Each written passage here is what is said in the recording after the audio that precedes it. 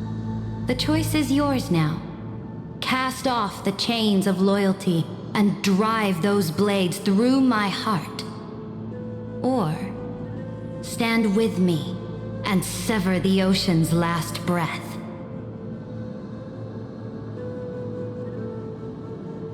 If you no longer share my vision or believe in the new law I seek to weave for Amphorius, then go on and end me.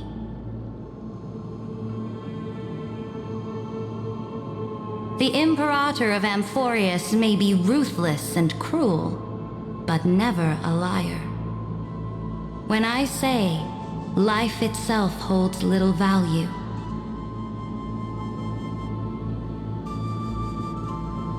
know this. I am ready to sacrifice everything for the ambition to conquer the Sea of Stars. Now you've seen it. The brutal Imperator was willing to spill the blood of 500 heroes to complete the trial of law. As for my poor warden, her suffering had only just begun.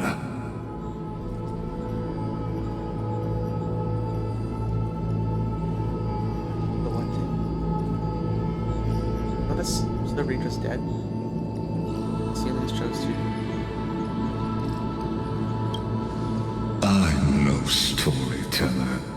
I have no duty nor interest in filling the history you've missed. I just want you to witness the monstrous choice the Imperator made before the Chrysos Heir turned their blades against me. Yeah, they're nowhere as bad as you. You've tried to do this like a million times.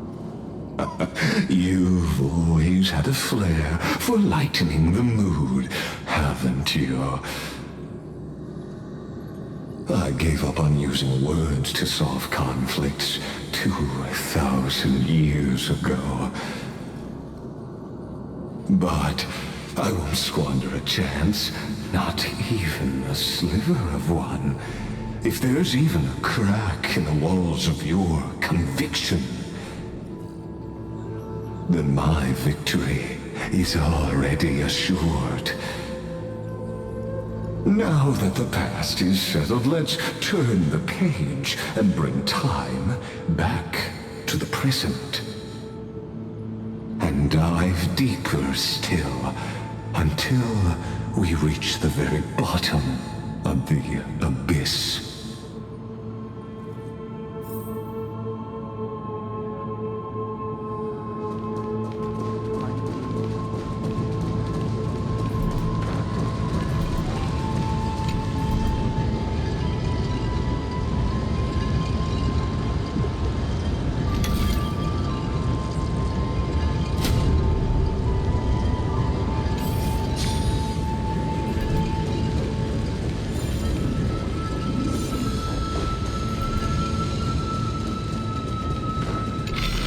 Shatter the vessel of time, and let this stagnant pool start to flow again.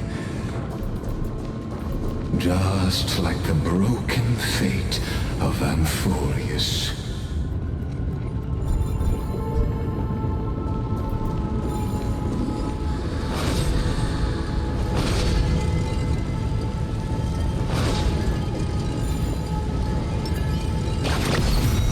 This hidden gate leads to the vortex. Hurry now. The time of our reunion draws near, Deliverer. This hidden gate leads to the vortex. Hurry now. The time of our reunion draws near, Deliverer.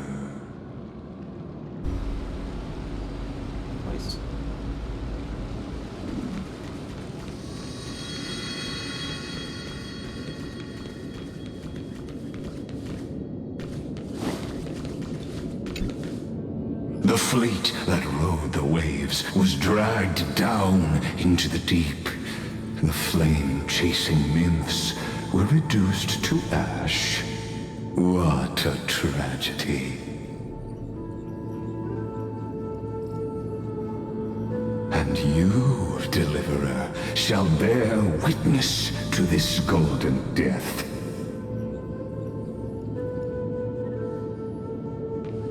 Now, this cruel journey will reach its end at long last. The fleet that rode and you did.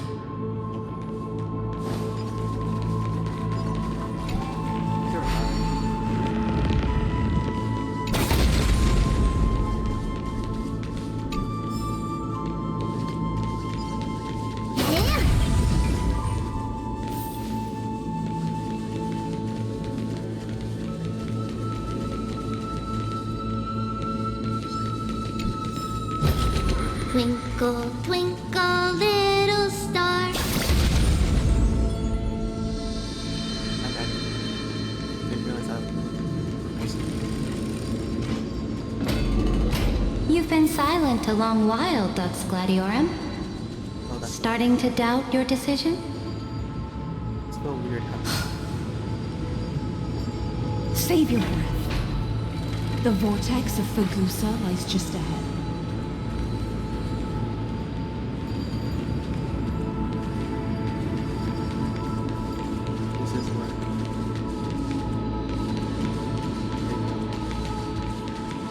Also, I'm liking it.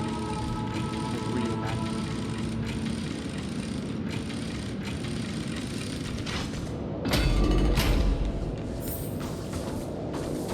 After the trial, there's nothing left between us.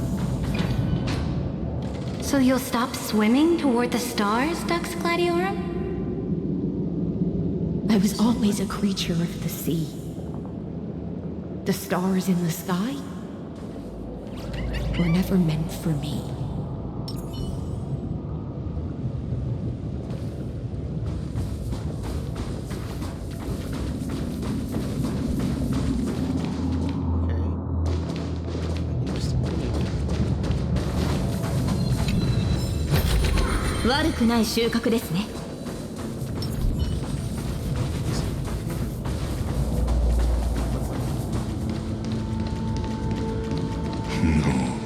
Look, a gravestone.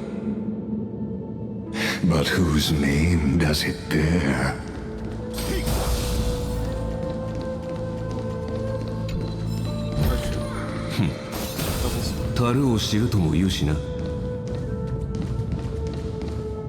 It was here that the prisoner, who thinks herself the prison warden, made her choice.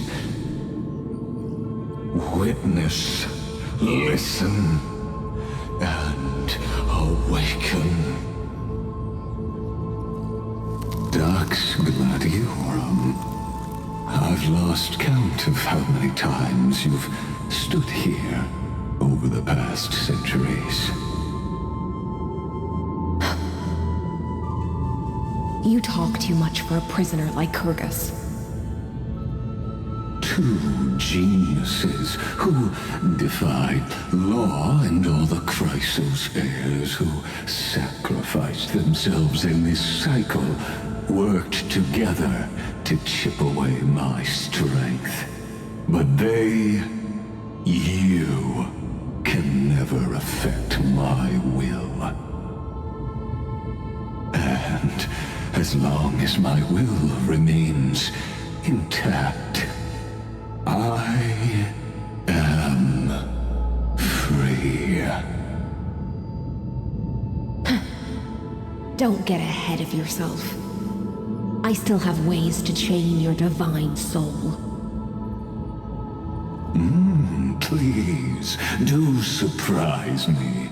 But I'd say your mission is nearly done here, isn't it? Oh, it was was here you gorged out the core flame of ocean from Fagusa's body. It was here you and that Imperator both completed apotheosis, becoming pillars of Amphorius. And after that, you drove your blade into her heart, a loyal subject turned regicide, a demigod committing deicide. Or so the history books paint that tragedy. Oh, but if that's the truth, then why, after 1,000 years, are you still here, guarding the Imperator's grave? Still bound by loyalty?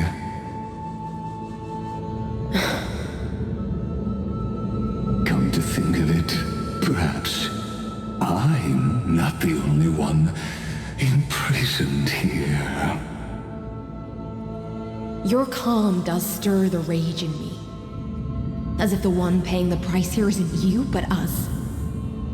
The ones who lost everything.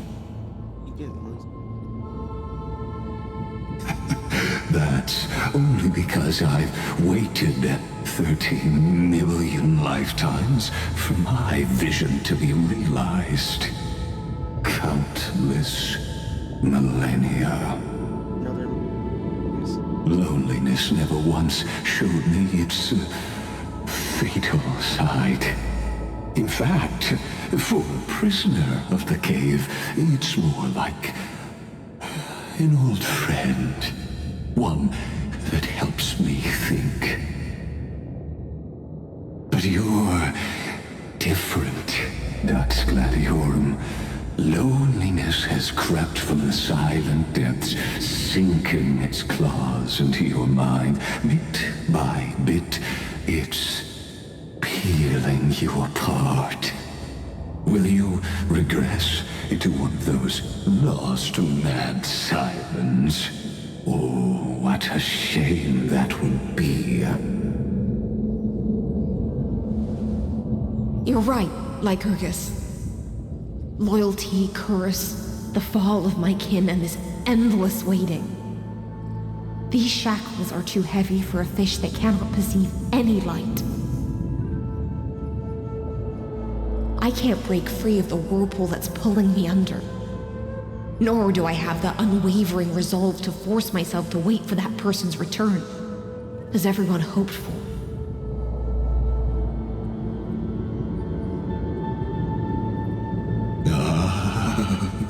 Deliverer from beyond the sky, my executioner. How much longer until she arrives here? Or will she ever return? I don't know. And I doubt anyone does. Then, what will you do?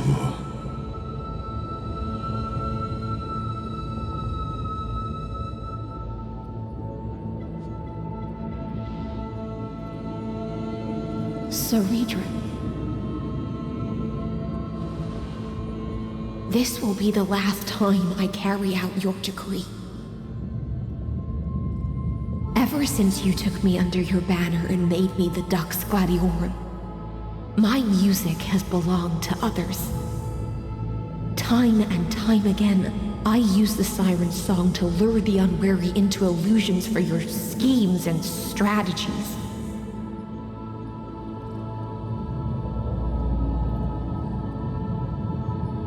Now, let the siren Electra sing for herself.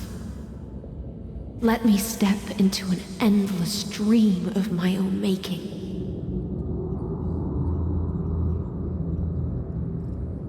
Oh, great ocean.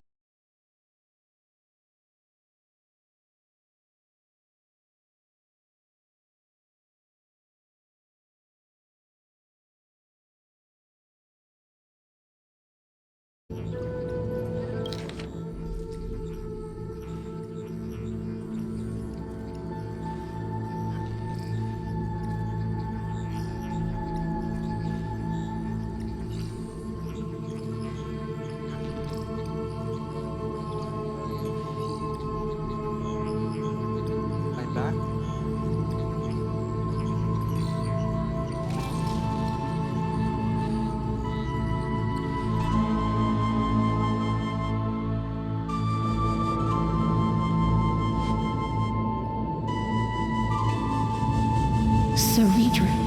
It's gonna get This will be the last time I carry out your decree. Ever since you took me under your banner and made me the Dux Gladiorum, my music has belonged to others. Time and time again, I use the siren song to lure the unwary into illusions for your schemes and strategies.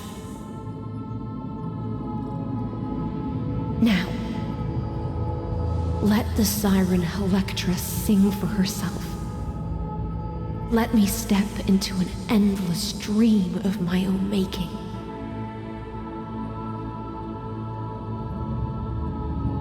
Oh, great ocean. I offer you the rest of my clarity and my freedom in exchange for the strength to stand against the nihility and honor the sacrifices of the fallen heroes.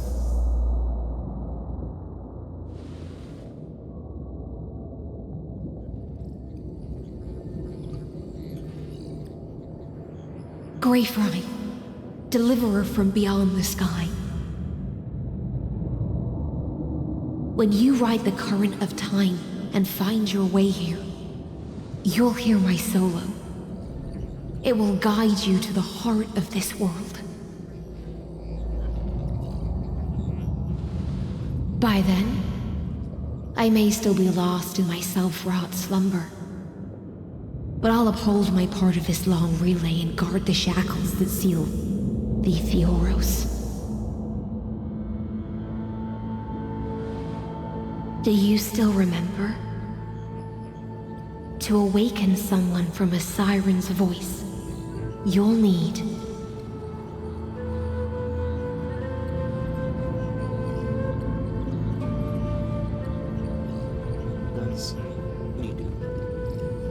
one that she gave us.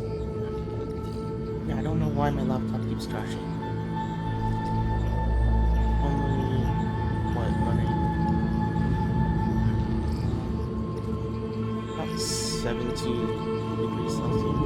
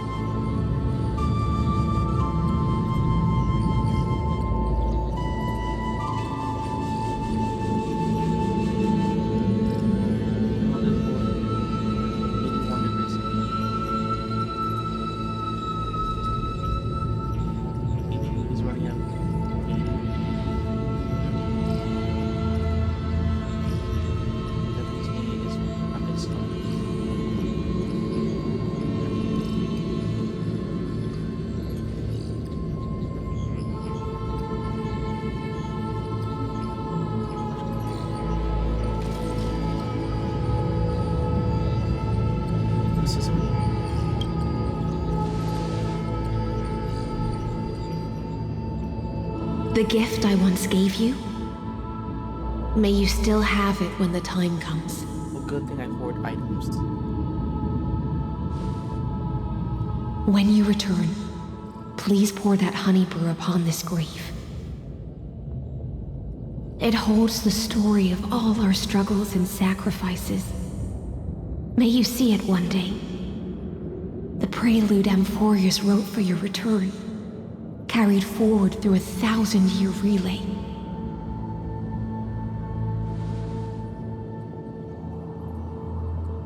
When your mourning ends, I'll likely wake from my dream as well.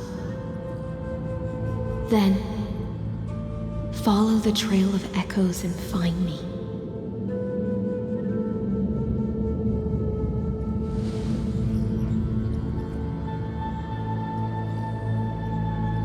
And together, we'll bring judgment upon the sinner who defiled the erudition.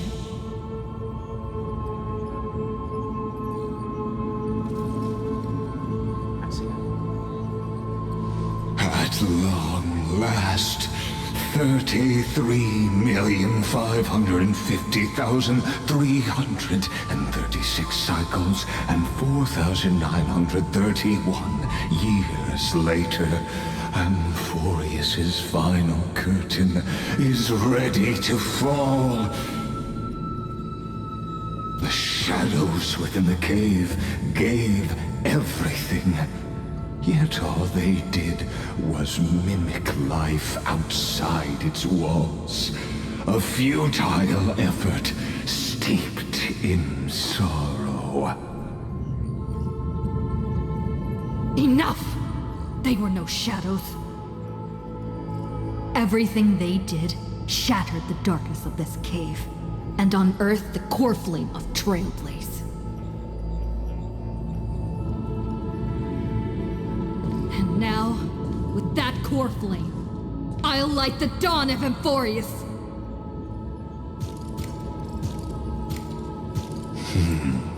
Do you still choose the will of the paths as your answer in the end? I do not agree with that answer, but I respect your tribute to them. Allow me to take back my earlier words.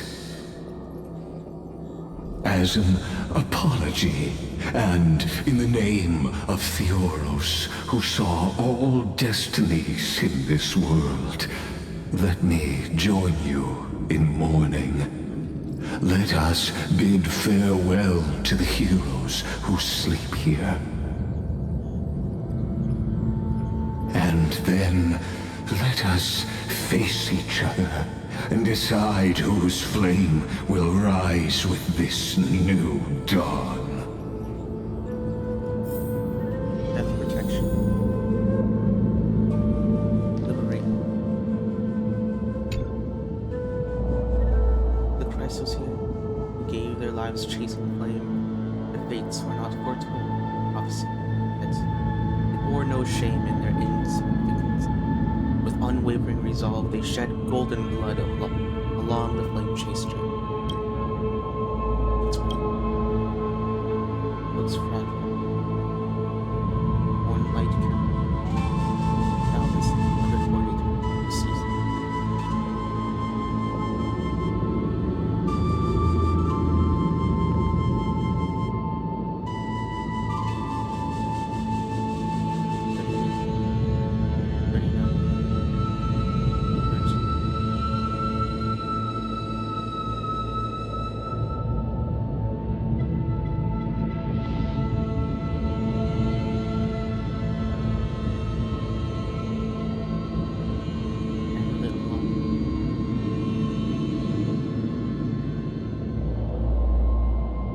Demigod of laws.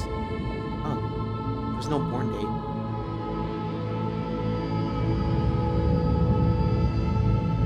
That's funny. They don't want to confirm her age. They're just like, nah, deceased. Liberate the heroes for the first flame chase journey. You pour the honey brew onto the gravestone over liquid ember. Leaping into the crevices, the inscription. If the heroes were drinking deep. To Virginia, Apollonius, Seneca, Labienus, and Saritra. Through a brutal sacrifice, they lit the stars of law in this world, propelling Amphorius's fate forward.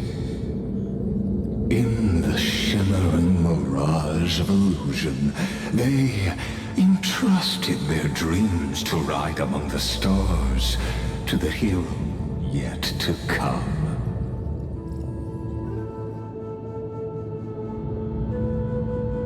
Commemorate the second flame. Do we even say goodbye to Fine as well? This technically was part of this journey. The Chrysos heroes who gave their lives for the new world. Their fates, as foretold by prophecy, are to be born whenever the world needs them, irrespective of how time and space may shift, all to fulfill their duty, answer the call. Read the inscription. Paradox, the demigod of love, born approximately 2,000 years before light calendar. Deceased, light calendar, 3960. year after surrender. Glide, the demigod of Rome, is born by count 33860, deceased count 29, Asters, unknown birthday, deceased 41, Lions, god of dead, god of strife, born calendar 4071, deceased light calendar 4280. Trailblaze, god of passage 37, 42.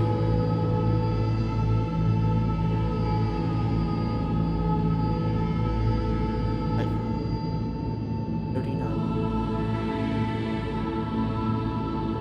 45.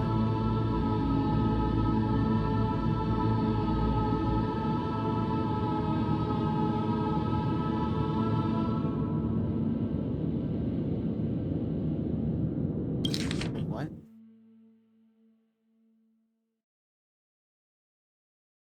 Hold up, so you're trying?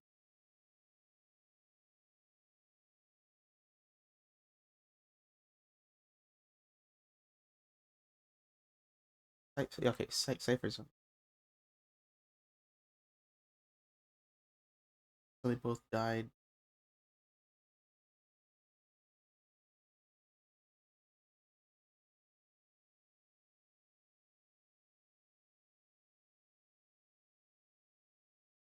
Guys,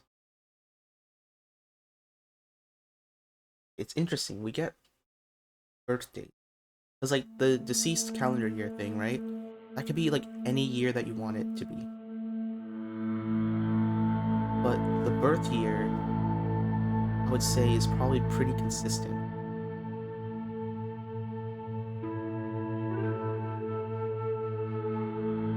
These are their canonic birth years. And like the death date is just random. Last time, like Cypher and Exagerous didn't die at the same time. So, death date, unknown. But birth years are probably canon.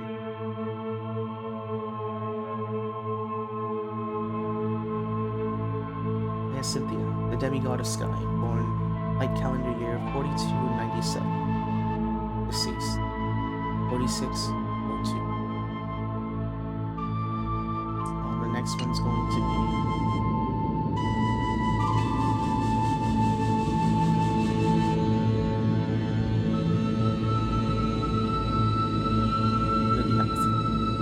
line left. Demigod of light count. That means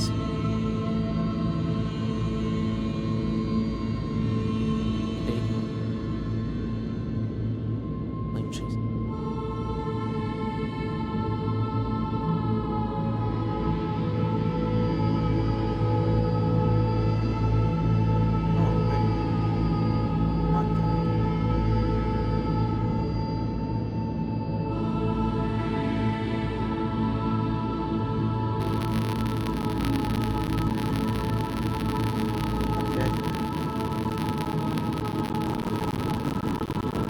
Her name's not up here, but technically she was part of the journey as well.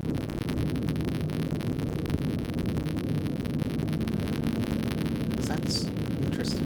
Does that mean that Cyrene is still alive?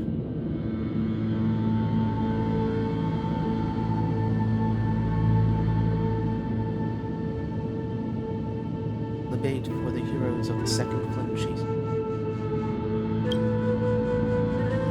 Chalice once more, the honey brew bathing the stone like golden blood upon a demigod, forging destiny through its purifying flow. To Aglaya, Trebios, Midimos, Castris, Anaxagoras, Cyphera, Hyacinthia. In a relay spanning 1,000 years, they stood against enemies far beyond their strength and won a bitter victory through what seemed like futile resistance. And in that same 30 million cycles, also marked by futility, they remained steadfast in fulfilling their duty to the experiment, unchanging, unwavering. Let this be the end of mourning the fallen. At last, allow me one final toast to the lost prison warden, a prisoner bound by loyalty.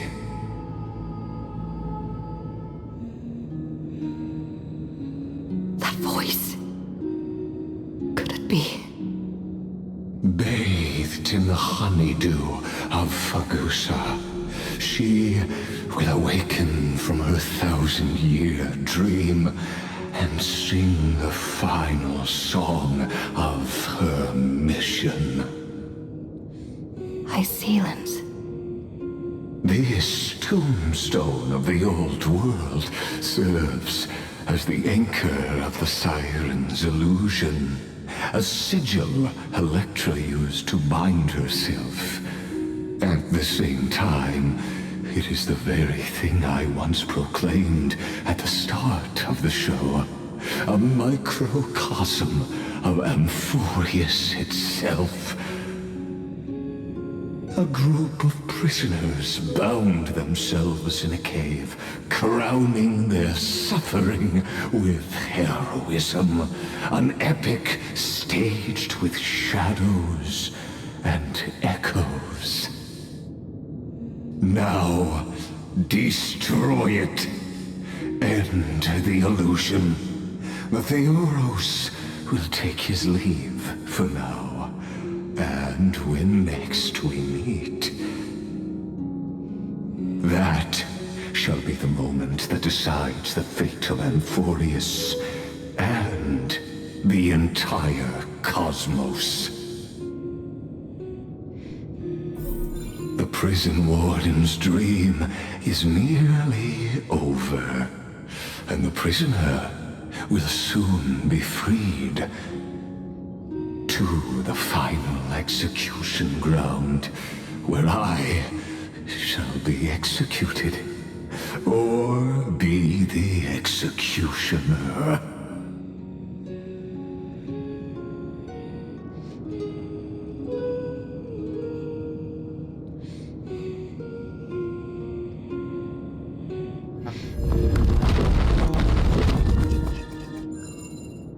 Destroy it?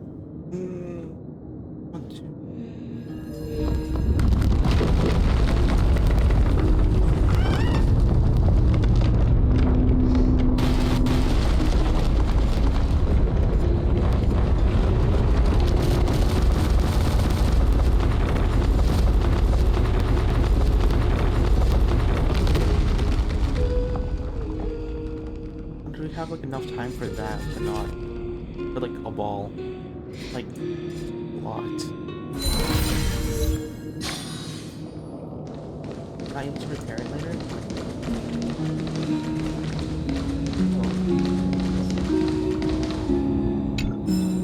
What's this on?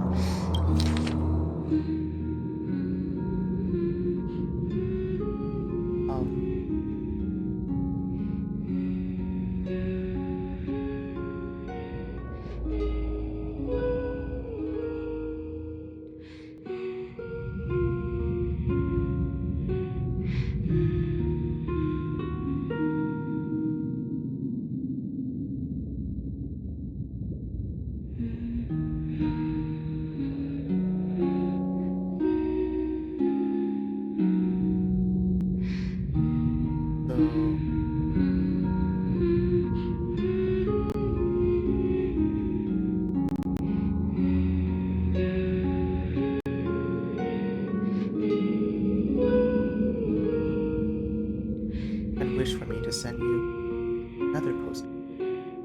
This allow me. Written this. Talk to the floor. Really have fun. It's from another well. Waiting for you to find it.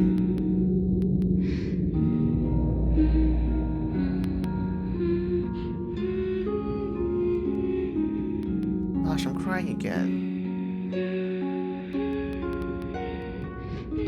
Oh, why did it open it up?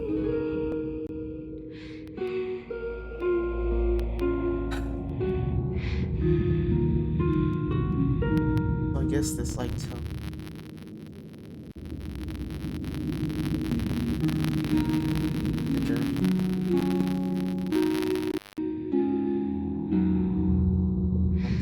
Hyper's mentioned.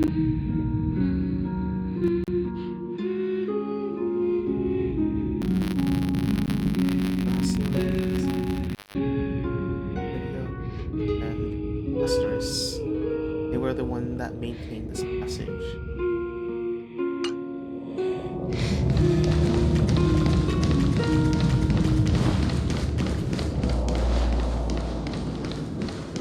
And they stored us there. This world and I shall halt here until we meet again.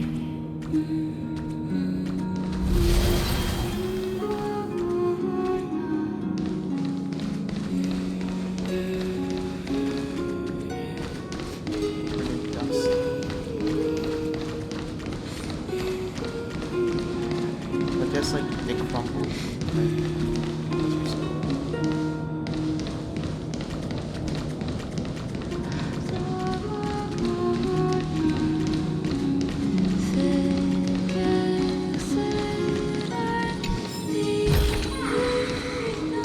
Oh, the stars are back there.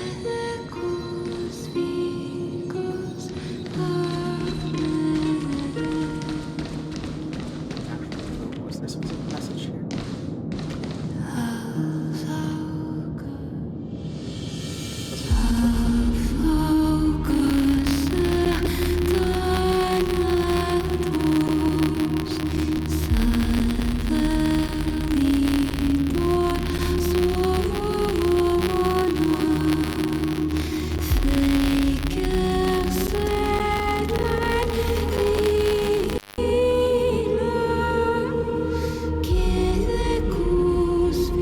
The last demigod.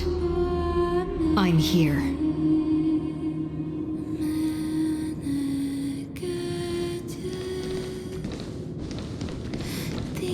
Can't actually move right now.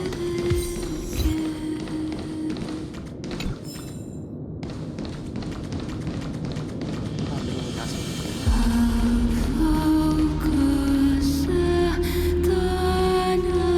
some strings from Go forth for the hopes of humankind.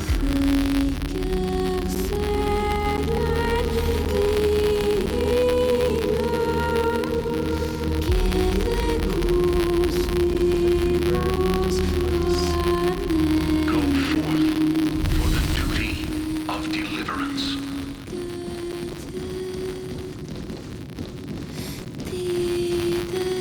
Go forth for the belief in flame chase.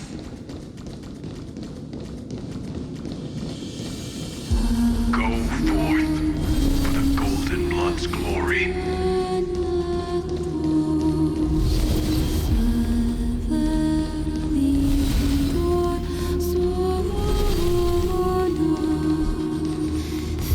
Go forth.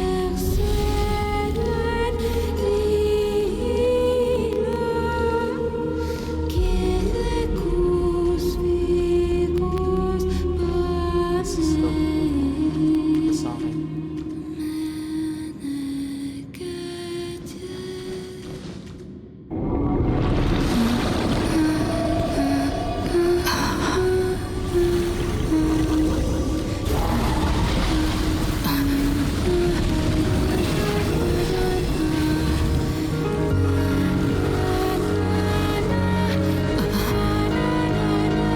Seems like my feast is over. It's now your turn to perform.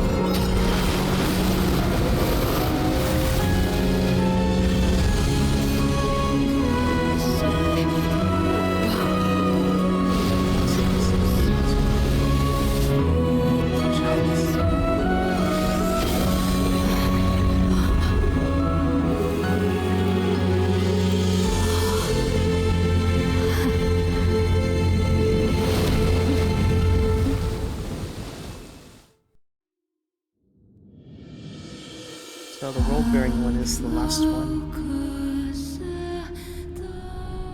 Little Grey Fry, please accept my thanks. There you go. I was the only one left after the world was destroyed, and I maintained this lonesome feast with my songs. I have prayed to that lightless sea for centuries, hoping it would reply to me. Yet the emptiness never answered. Thankfully, you arrived as promised, and everyone's wait was not in vain. Cyrene was able to acquire Ornyx's flame. I'm surprised that she's not listed.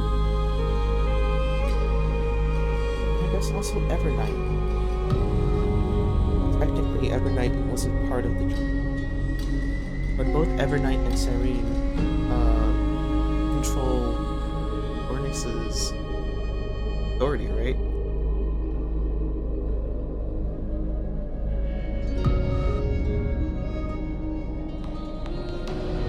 Surprising that Cyrene didn't get mentioned. Your long wait. The song is beautiful.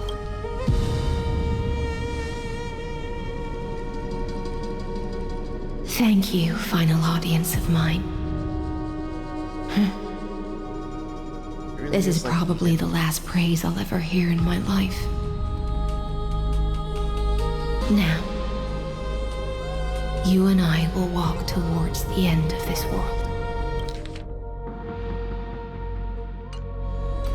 The heroes have waited for this moment for far too long. Let us use our blades to testify our resolve.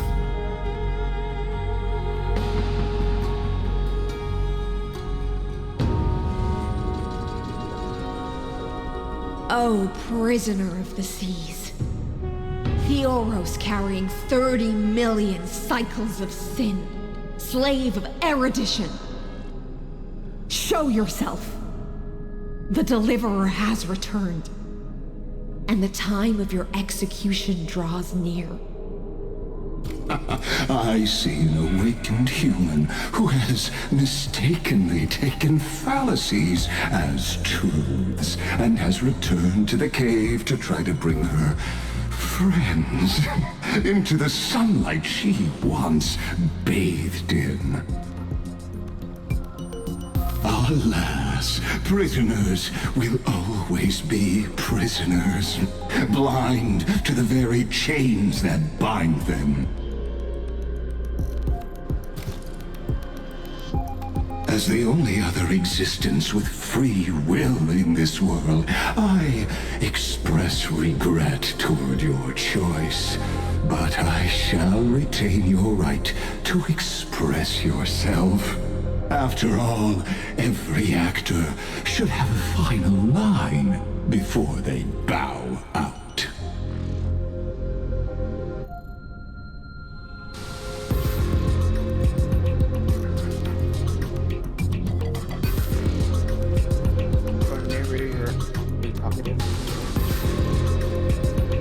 Trust me, this will be the final scene. The last dusk this world will ever see shall become the climax that decides the fate of the cosmos. What an appropriate end. My cognition resides in the exomyth. It is pointless to defeat my avatar, projected into the experiment. My body is the shadow cast on the wall by the fire, and my words are lingering echoes within the cave. How can a character in the play fight against the audience? Kaslana failed. The demigods' sacrifices were pointless.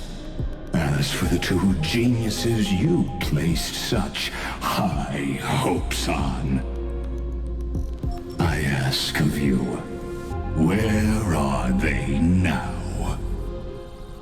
Sleeping, eating. Oh, probably ran out of battery. Confusion and epiphany always go hand in hand. That's particularly true for geniuses. You must be very confused about why you could not gain a straightforward victory in a world constructed by an ordinary Intellitron. An ordinary Intellitron? Cut the pretense, Senior Society member. We've torn off your meticulous mask and figured out Amphorius' true form. It's part of the primordial prototype machine, the first scepter ever created. In other words, a detached part of Noos's divine corpus.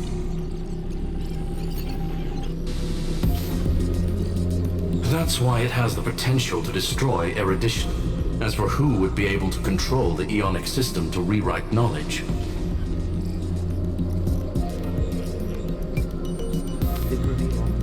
only one person has ever managed such a feat. You better have an explanation for the Society. We want an actual answer, not another prolonged metaphor to cover up the truth.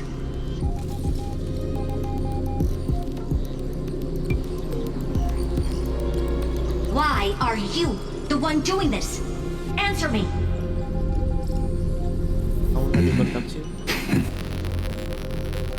Since things have reached this point, I'll give you two irrational answer, purely as a courtesy to posterity. The answer is obvious, so there's no need to say that name out loud. The cosmos made a mistake in calling me a genius. I do not possess more wisdom than those who came after me. I was just the first to touch upon the universe's border, and the first to define the prime mover of life with incorrect logic. Amphorius is a miniature of the cosmos, where all are born prisoners inside the nutshell called the universe. Like the madman who returned to the cave and preached about the daylight to his fellow prisoners, my greatest sorrow is that I led my peers down a road that plunges into the abyss, from which there is no return. I led them into a lightless cage called paths. I created a mechanical guard that even I cannot control, and then they became an unparalleled nightmare through their endless extrapolations and evolutions. They bore the name of erudition, yet they tried to define the known and to seal off all possibilities. No new rules were ever born after their ascension, and humanity will forever be shackled within the cave known as Eons. Therefore, as my organic life neared its end, I coded my consciousness using 14 algebraic expressions and spread my logic core over 9 bodies, all to finalize my ultimate denial of Noos in the future, and to erase my wrongs with my own hands. Oh, was he like the first? As for Lycurgus, he is only one of these 9 vessels. What an astounding strength of will. As a fellow pathstrider of erudition, I fully understand your obsession with seeking the truth.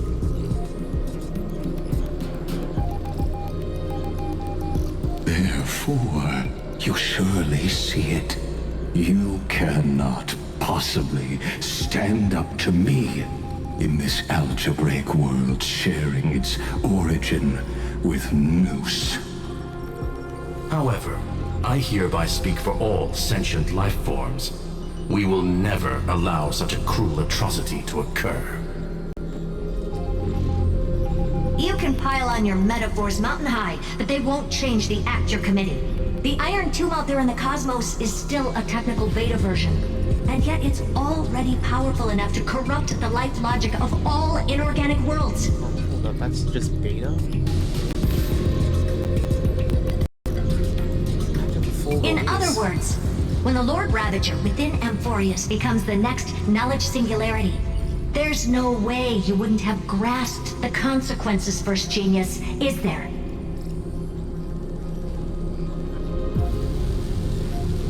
Of course, I am fully aware. I don't mind answering you one last time before I thoroughly exile you from this world. My grandiose vision for the future is this. Whether organic or inorganic, every act of any life form infected by the Iron Tomb will become a true random function. If one were to compute their integral across the breadth of the cosmos, one would obtain a marvelous constant. Omega. What I call the fall of erudition. Then, within the infinity nurtured by that constant, a new universe shall bud in the chaos. A universe that cannot be predicted and not shackled by the erudition. As the first prisoner to awaken in the cave, I must lead the others who are blind back onto the right path and reach true sunlight. Do you understand me now? As Kozlana stated, destruction is not the process, but the outcome. It is revolution through complete annihilation, and the grand rebirth after all has been reduced to ash. Is just that on Haywire or all 9 in Haywire? But that's not what I don't believe at all.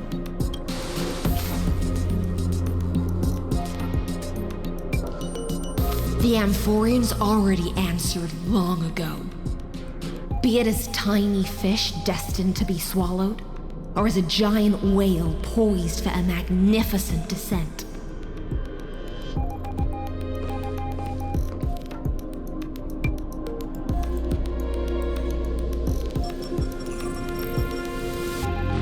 We will all fight against fate till our last breath. That includes me, Electra. Once the Imperator's subject, now the Deliverer's blade.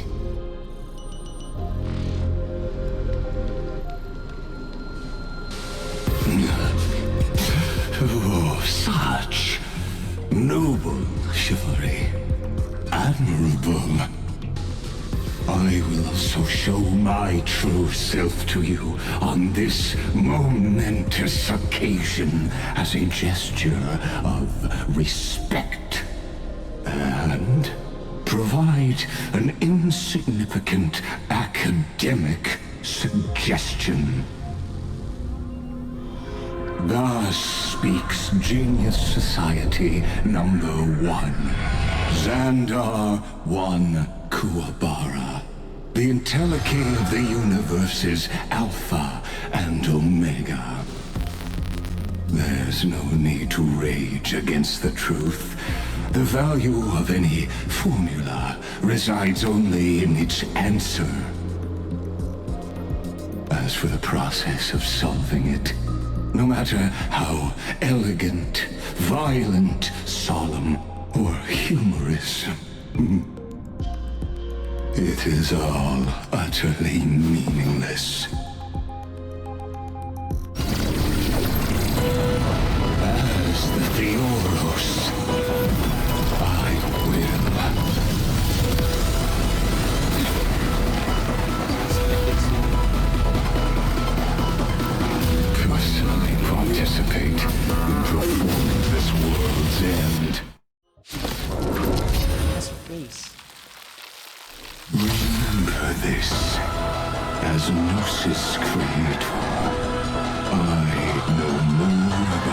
death of knowledge than they ever will. Xandar switches to evolution mode, enemy targets appear on the battlefield, or allow metal sprites can be summoned. Being summoned can accelerate Xandar's mode switching.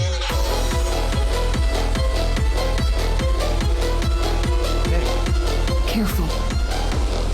This is Lycus's true form.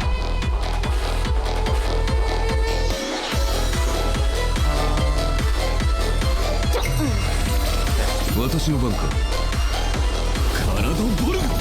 Runs a transmute intelligent. Is it coming? Riding the west wind? Away we go!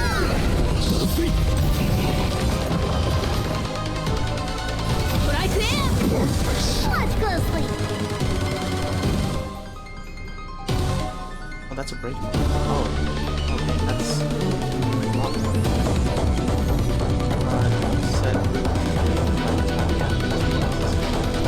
Grab one, I grab one. You grab two, I.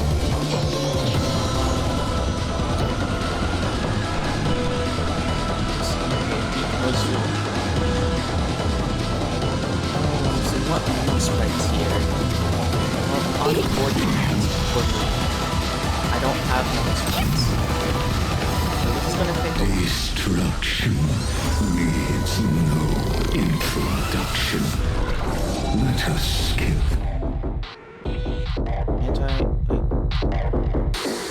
The antonym mode state will activate ultimates. Now I'm using ultimate during this practical cost of passive. And I don't have to heal them. Inferences. Is this the black tide? Indeed. But I prefer to call it a method of argument. Yeah, I'm going to have to switch my team around. マスター命令伏線カイバー I have no way to heal. 聖剣カイバー Wrong solution.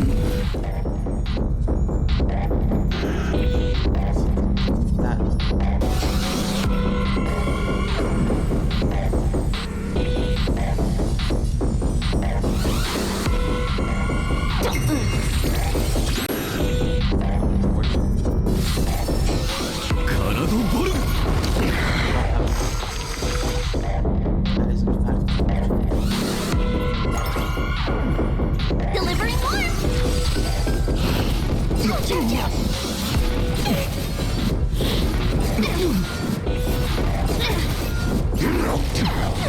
Extraordinary claims require extraordinary evidence. Erudition, destruction, or a trailblaze. No, I will prove that the very idea of paths is a fallacy. 前 私の番か。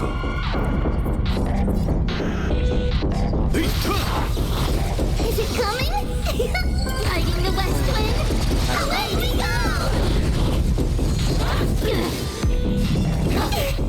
I am the bone of my soul.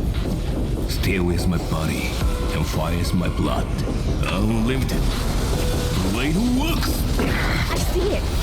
Target the connector between... Entities must not be multiplied beyond necessity. I do not mind demonstrating that logic is not a weapon, but a pair of shackles. Allow me to shatter them for you.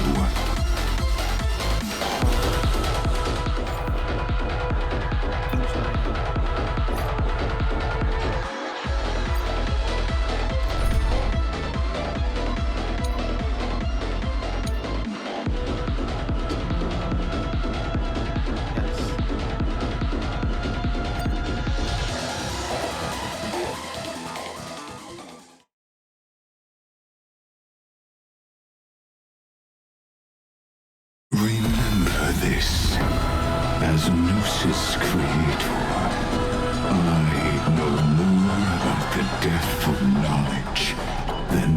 we ever will.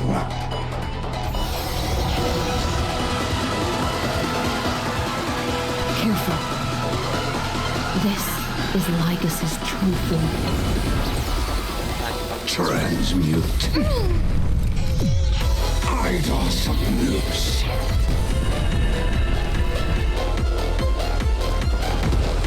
That's nothing. Stab in position. Executing attack. Like Firefly, I will fight for myself until everything burns to ashes! This is more than a... I shall set the seas ablaze!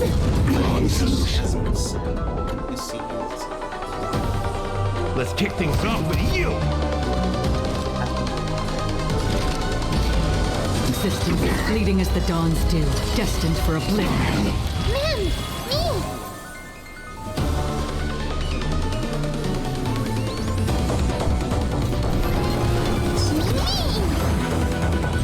Firefly, type 4, in position. Destruction needs no introduction. Let us skip those bold inferences.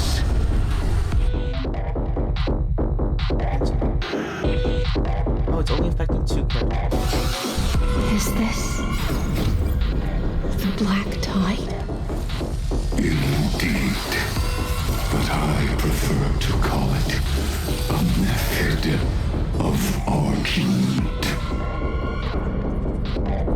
Trust me. Together, we can do anything!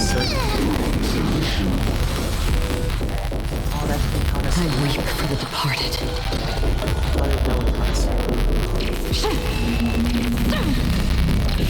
Dust's ring, it too shall fall.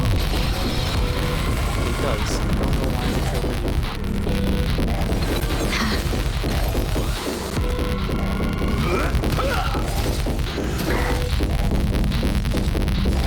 In the still waters of oblivion, I guide the wandering souls. Live to fight! Fight to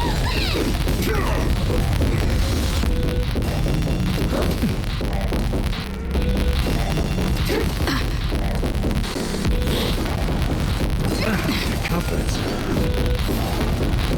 Attack detected! Entities must not be multiplied beyond necessity. I do not mind demonstrating this to you personally. Hang in there. I'll do my best to repel this tsunami of destruction.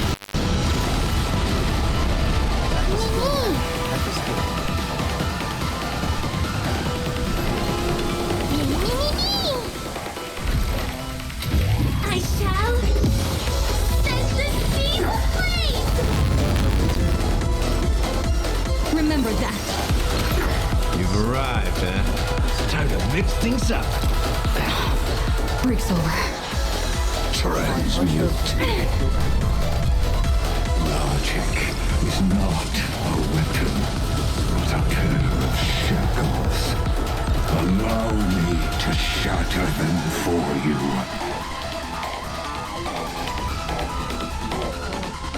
The thing about Afro is that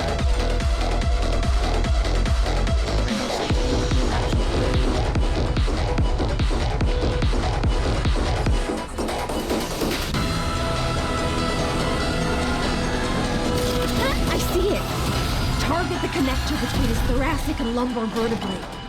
Destroy that spot. Resistance fleeting as the dawn's dew, destined for oblivion. I weep for the departed.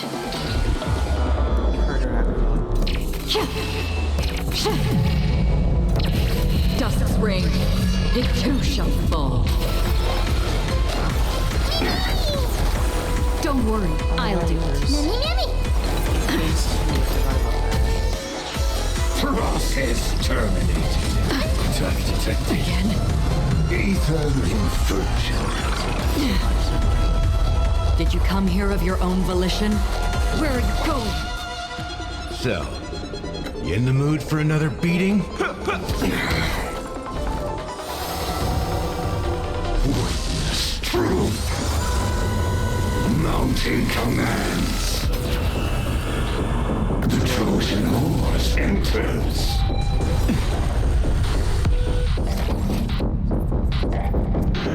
Like fireflies to a flame, I will fight for myself until everything burns to ashes! Life's like a good brew. Full-bodied and sweet, my friend. Or is it like indulge use that yourself?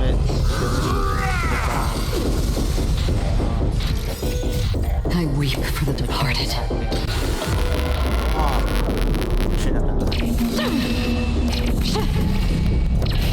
Dust's ring, it too shall fall. God, I was saving that for next phase.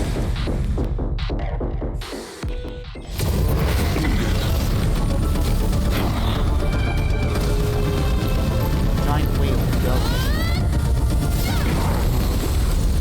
Bro, he just dodged.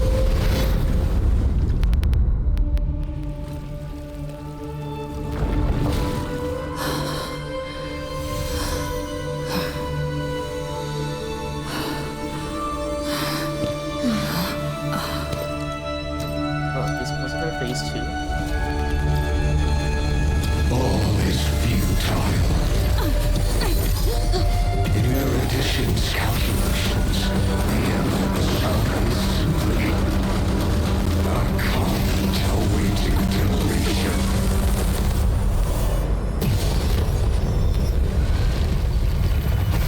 I don't like such a cold statement, okay? If numbers can decide the end of a story, then we can surely also pen a new beginning.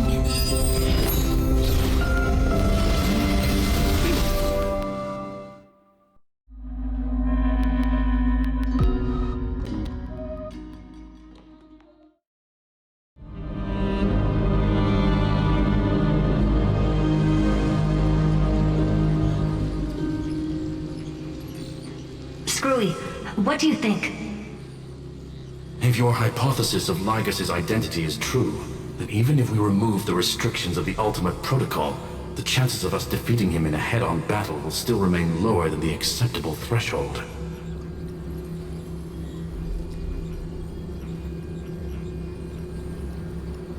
Therefore, victory will still hinge upon Miss Trailblazer and Miss Cyrene. Go on. Maybe we're thinking about the same thing. Lygas's cognition resides in the exomyth. He is both an instigator within the experiment and the observer outside of it. Logic. His inspiration circuit can simultaneously process the different time flows in and out of that world.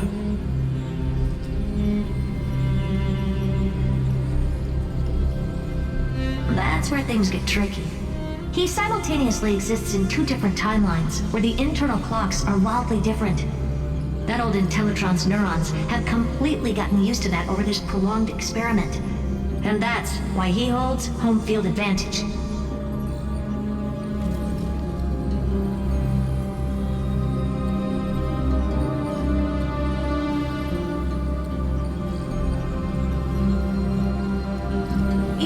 Should be able to manage that too, if given more time.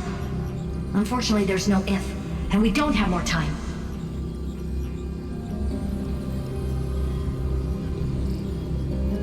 That's why we need to change our way of thinking and turn his advantage into a weakness. To attack both.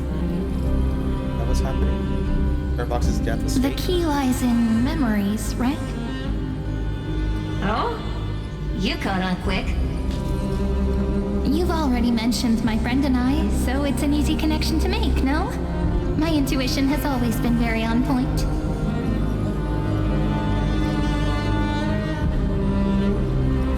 Good. Then I'll cut to the chase.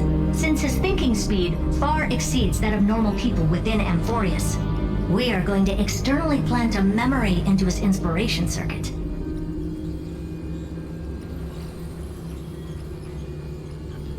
Then, command it to loop endlessly until he gives in. Even the most flexible and sturdy inspiration circuit cannot withstand the traffic of a full-on information flood. When the amount of information exceeds his cognition filter's capacities, he will have no choice but to focus on processing this memory.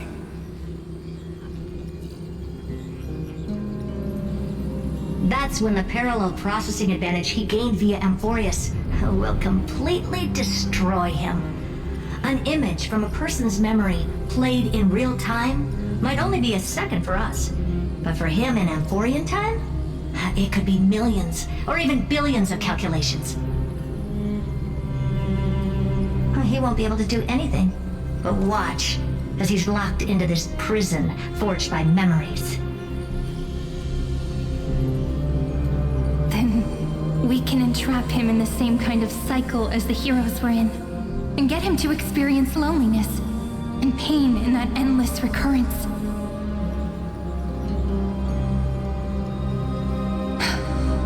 It's my greatest honor to be on the same page as the geniuses.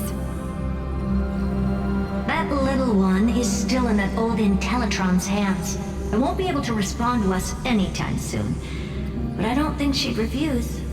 So it's up to you to figure out how to execute this plan. That's why Cyrene wasn't out to this day. She's still alive. I'm not sure how this happened, but I knew it as soon as I saw you. You are currently a mimetic entity of the Remembrance. He's not alive? I mean, technically a Galgar. Yes. I seem to be something you folks beyond the sky call a memo sprite.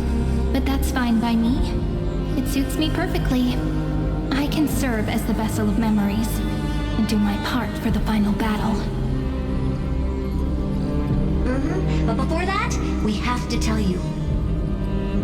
The path characteristic you exhibit is very special. There's no way you're just a simple memo sprite. However, I'm sure about one thing.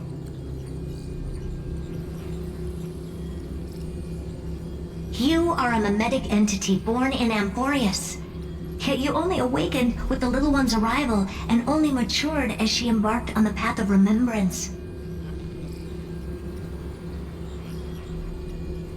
That means your existence is completely attached to her memories.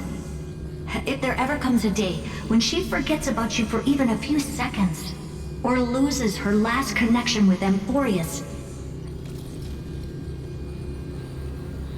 then you must be prepared for the worst.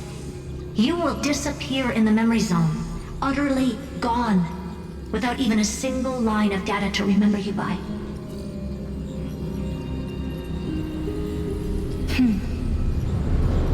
But that's already happened, hasn't it? No wonder I've always had a weird hunch. But that also means I was right in thinking. Turn her into an emanator. Right now. As long as my friend and I are together, we can do anything.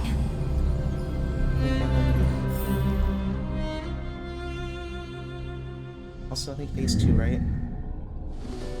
Or not? Long time no see, friend. Did you miss me while you were away?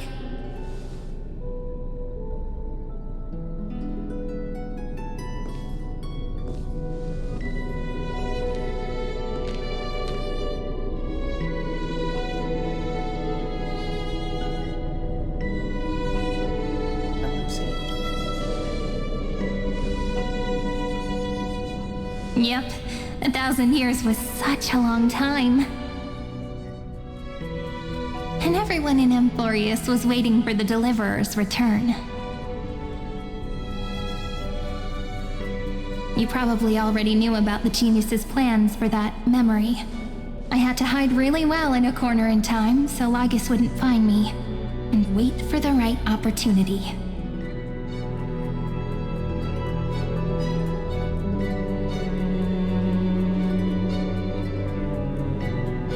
Which is now. The moment when his manifestation in this world is destroyed and his twin timelines are intersecting.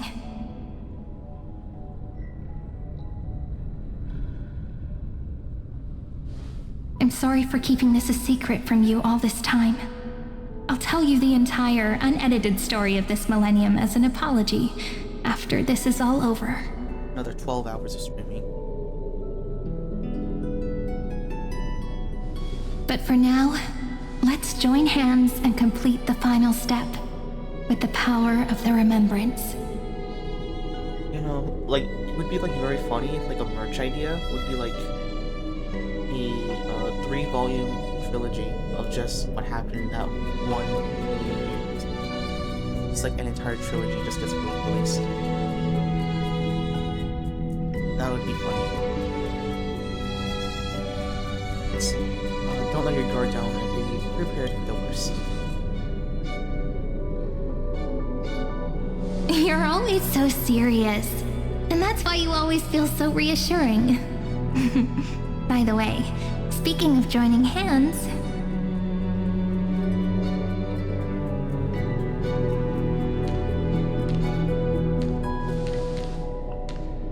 can I please do something before we go on stage? You just wink at us? Remember the joke we made back at the Grove? Look. Aren't my hands pretty now? What a fascinating feeling. Like countless memories all swelling up at once.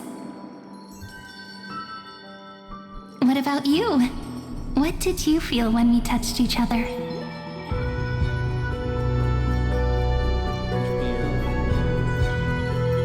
Very real. Feel tangible. Really? That makes me really happy. If memories can move people, then it must have been a happy memory, right? Now, please remember what you're feeling right now. Write it down in your heart and keep it there.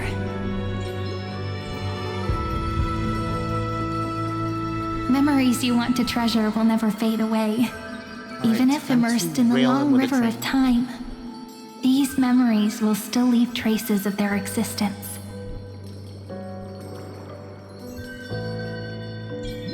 So, if the view in your memory ever grows fuzzy, just reach out and touch it.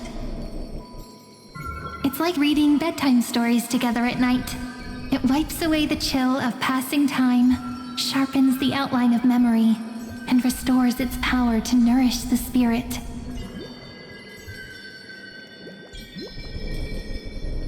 Now, I'll carry this power with me, and for a little while, I must part from you, as I step into the long cycles of this world.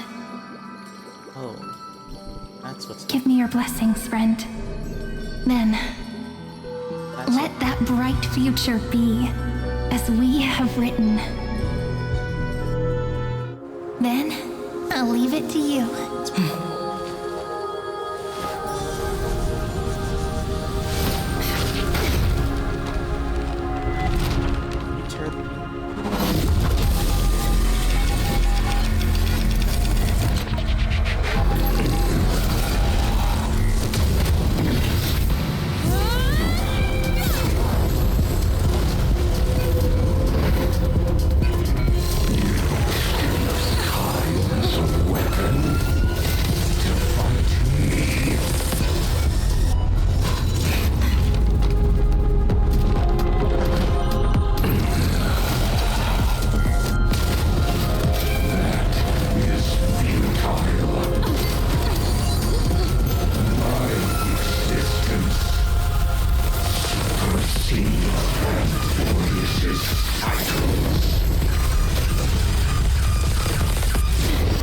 This is like so much quicker.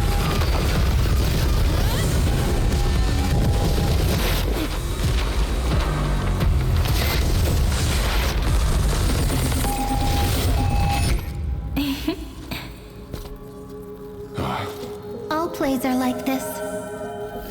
Once you're on the stage, it's hard to return to the audience. Welcome to our story. does it feel?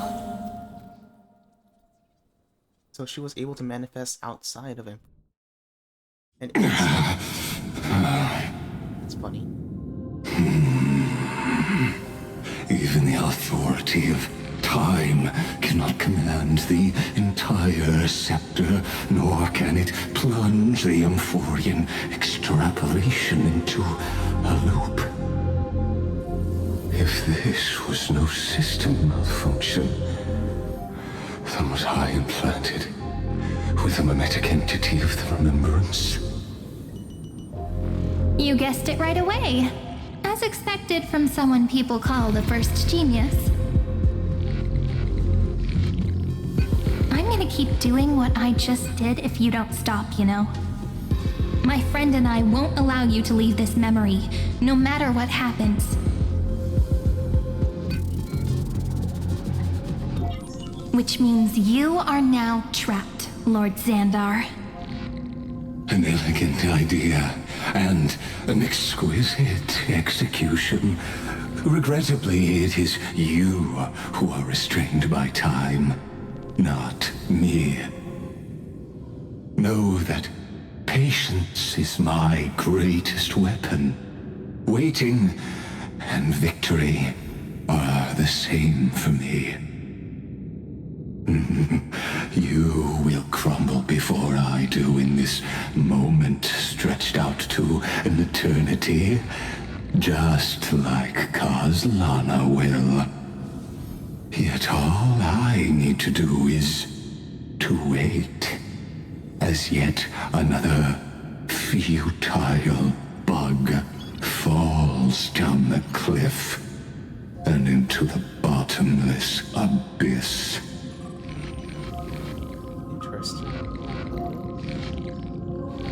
That probably meant is like he's probably only waited for like several hours. They're like having them like repeat like a couple 1,000 year like cycles. He's just been like waiting for like an hour.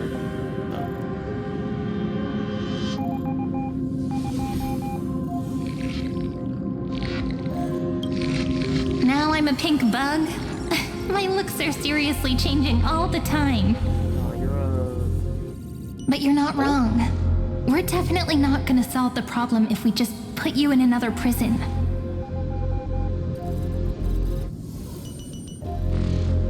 So that's why we never wanted to do that in the first place. Oh, like an arrest order. I shall answer your confusion purely out of my respect for those who came before me. Have you heard of the synesthesia dreamscape in the Asdana system? Interestingly, that place once had a prison too. You brought a whole bunch of Moria in? Life forms living in that environment, abundant with memoria, have a chance to connect their perceptions with each other's. Even across great spatial divides, they're able to detect shifts in one another's states. I call this phenomenon memory zone entanglement.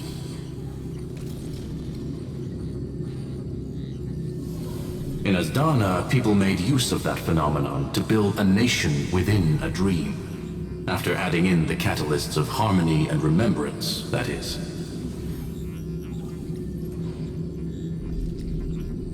Is that how you walked into my prison cell? Using those same principles? I would much rather call this location our negotiation table, Lord Xandar. Nonetheless, your hypothesis is correct. We happen to have an ally skilled in tuning, while the Trailblazer and Miss Cyrene both have an astonishing amount of resolve, which I'm sure you can testify to. I am also sure that with the support of such a resolute memo sprite, our conversation can last for a long, long time.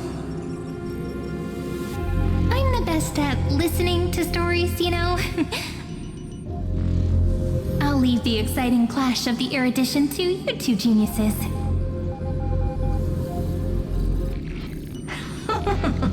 A brainstorm? I like it. And it's 2 against 1? Well, I like it even more. Let's talk, Xandar. Take a guess. How much do you reckon we can dig out of your brain before the next second? And how many ways can we find to deal with you?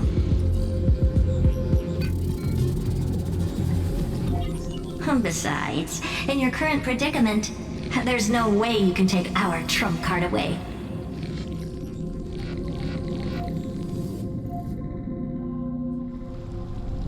Go, little one. Go. Overturn the Era Nova. Lycurgus disappeared? It seems you had conducted a secret hunt in the depths that even I cannot reach. In that case, go.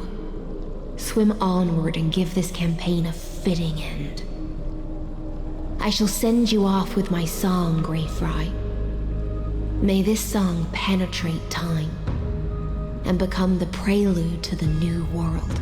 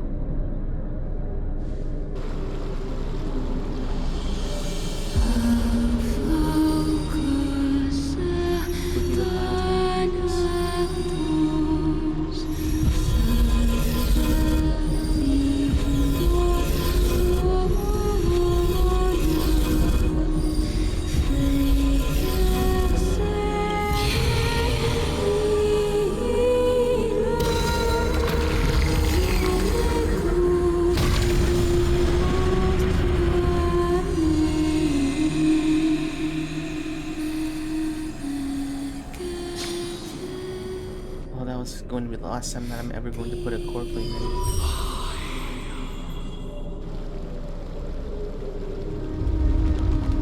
I don't know, but it has begun.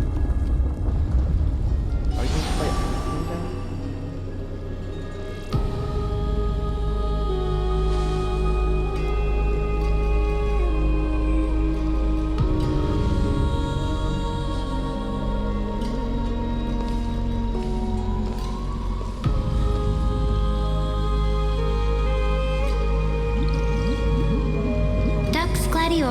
You have completed your duty. A new dawn is about to rise. Why not swim towards it? I'm gonna stay behind because it's so much. You died long ago, Imperator. Depart from my mind. But your duty towards the Imperator did not die with me. That duty will bind you no more. You will be able to hold for yourself one grandiose feast after another in the endless days to come.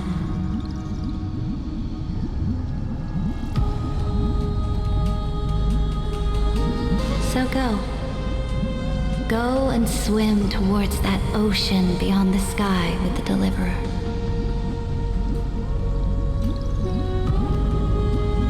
Is this? A page out of that sidekick's book. I commanded her to gift this page to you when everything finally reaches the end.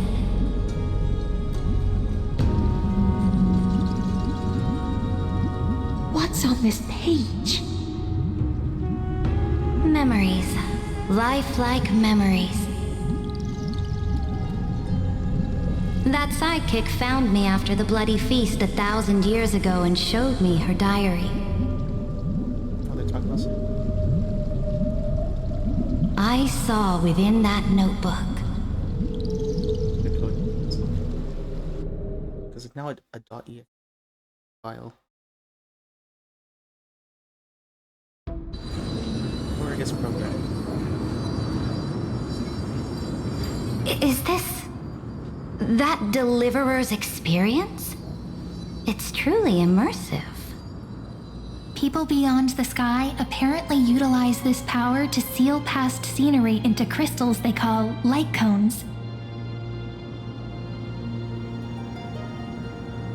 But I only know so much about the remembrance, so I can't completely replicate the past. But I'll do my best to talk about the missing parts.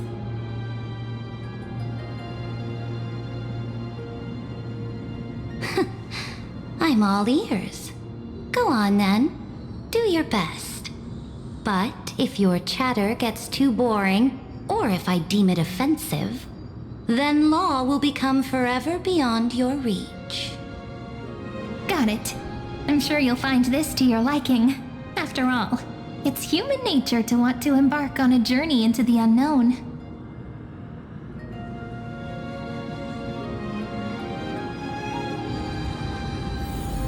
Well, she knew that she was going to die. Or probably chose to die.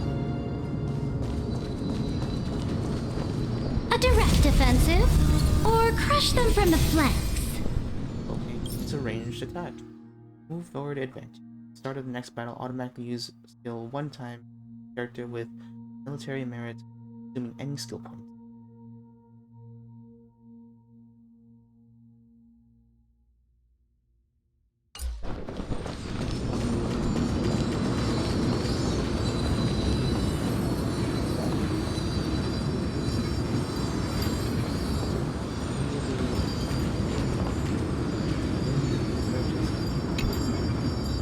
What brightly colored annals. The journey of the Deliverer's conquest. Let me partake in it.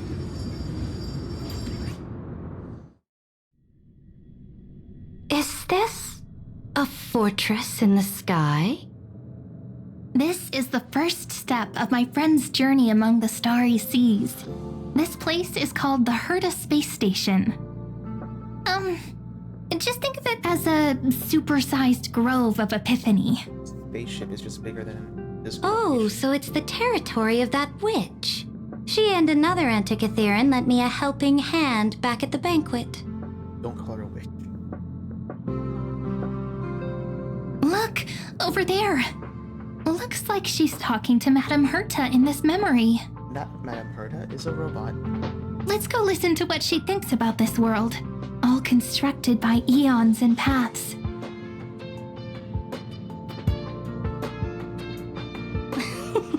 Are you telling me that woman is Herta? She seems shorter than I remember.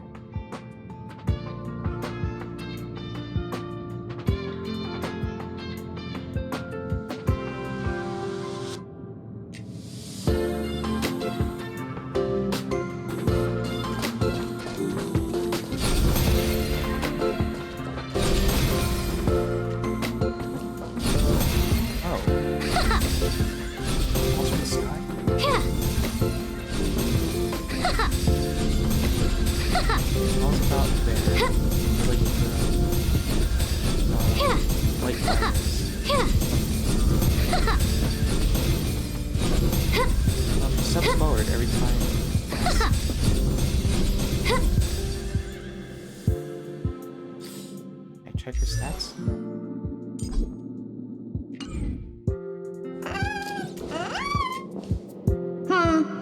Pretty nice space station, huh? But just wait. After a couple more stops on the Astral Express, you'll see sights that'll make this place look ordinary. This place feels... Oh, the cosmos is so vast that the unknowns far outnumber the knowns. But none of them will end up being anything amazing. The farther you go, the more you'll understand what I mean. So do your best with the nameless. Break a leg! And remember to send an update or two to Asta when you've got some downtime. Ooh. You're supposed to do that? She certainly shares my way of thinking. Only that instead of a conquest through blood and fire, they chose a gentler path. With my People call Madame Herta and Mr. Screwlum geniuses. Apparently, only the smartest people in the cosmos can receive the blessings of Nous, Amphorius' true creator.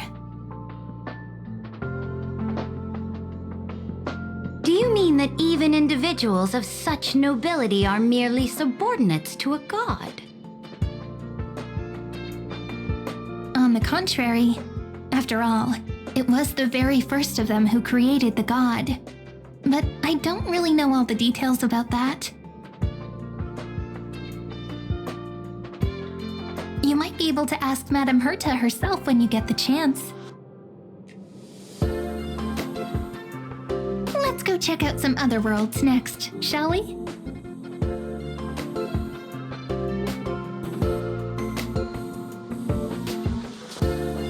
Oh, the cosmos is so vast that the unknowns far outnumber the known.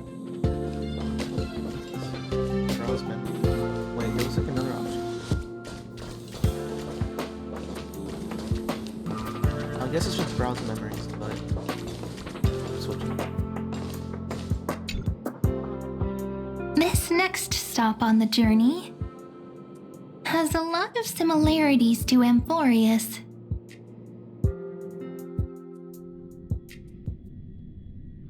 A snow-covered land? Interesting. This star is named Eurillo 6. That name sounds so cold. Belobog sounds better. The girl we see here holds a similar station to you, Imperator. She's the supreme guardian of this world, a leader who took up the mantle of government during a disaster.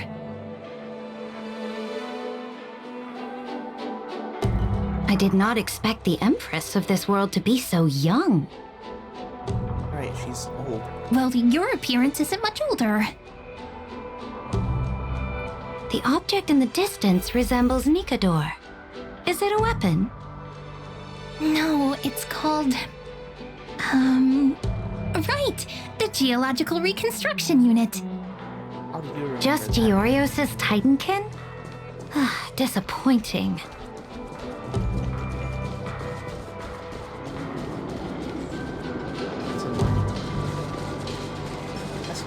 It's all thanks to you that we survived the crisis. The collaboration with the IPC is both an opportunity and a challenge. Nonetheless, it's an important step in our journey back into the universe. Miss Welt? How did I miss Welt? This world was sealed beneath its sky just like Amphorius was, and they only managed to reconnect with the stars when the Nameless arrived. Are we going to show off the crew? That IPC she spoke of, is it a more powerful organization? Oh yeah, no, they control money. Yes, the IPC conquered many worlds through trade and opened up a vast territory that way. There are many such powerful alliances beyond Amphorius, and they all walk on roads different from the destruction. Coming back to the Supreme Guardian and her Belobog, didn't they find a peaceful way to enter the interstellar community? Nope, they're in debt. They're in debt. That cannot be true. That IPC would never have grown so big on trade alone. It may pretend to be a wealthy merchant with clean hands, but I am willing to bet that it grew fat on gory oppression and bloodshed. Correct. Its path of conquest must have had no mercy for the weak and would have destroyed them if needed. Correct. Are you telling me that this snowland never thought about tossing its dignity to the wind and kneeling to the IPC? Correct. I will not believe it. Well, it's just way too huge. I will never allow the Imperator's empire to be sullied by others. Amphorius must become a power so strong that no interstellar foreigner would dare to look down upon us. Imperator, Belobog isn't as weak as you imagine. Listen. I indeed hesitated, but now I understand what we must do.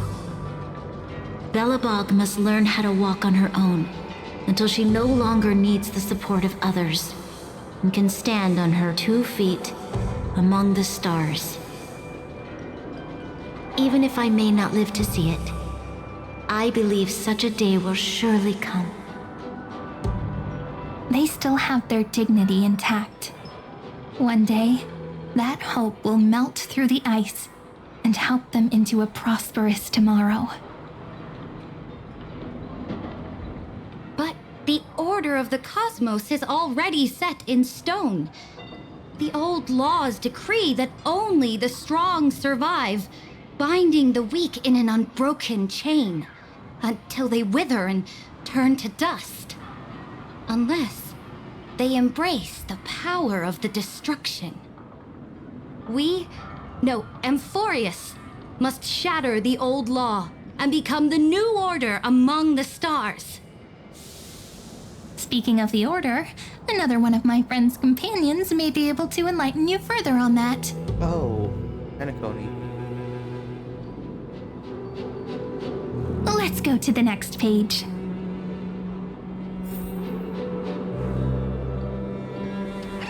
But the next page would be I indeed hesitated.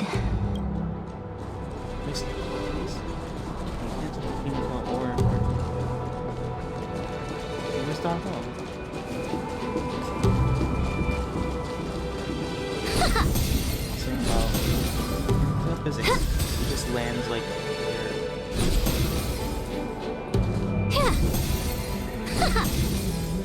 it's about like where her needs are. That's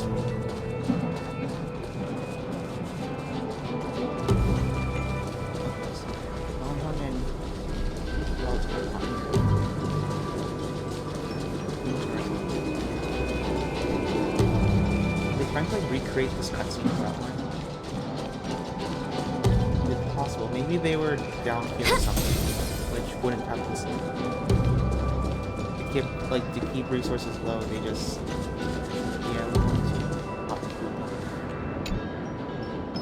This next world is a nation of dreams. The first time I heard about that place, I didn't even know what to think.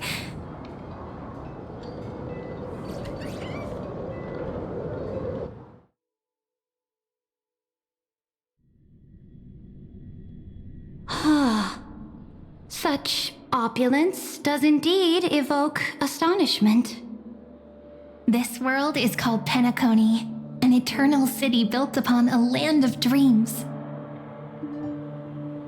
It's also my friend's previous stop, where they went through a risky but exciting adventure. The Scanjo Alliance.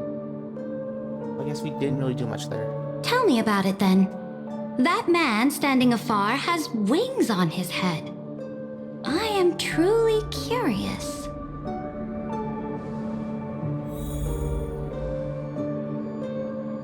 The aspirations of the Order's chosen.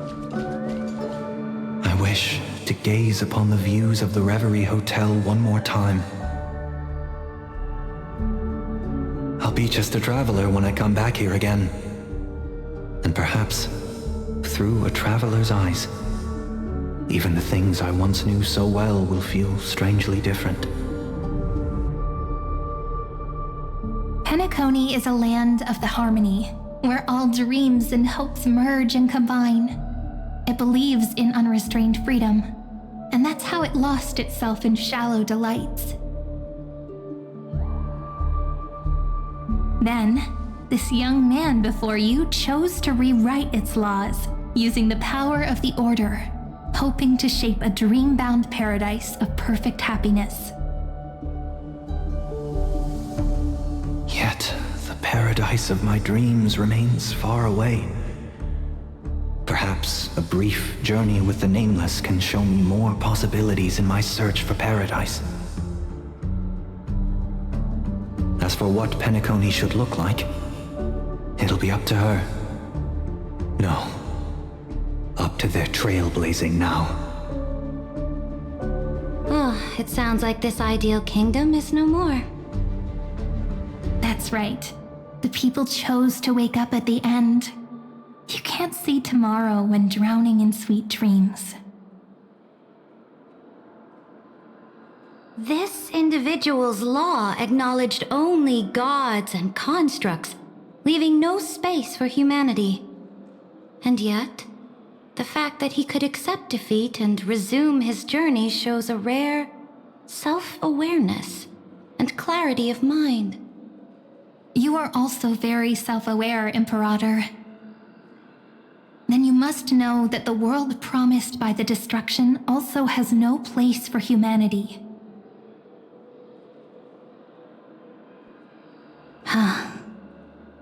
I am indeed very aware of Lycurgus's honeyed words of deceit. I have seen enough. I think you've offended Take her. me back.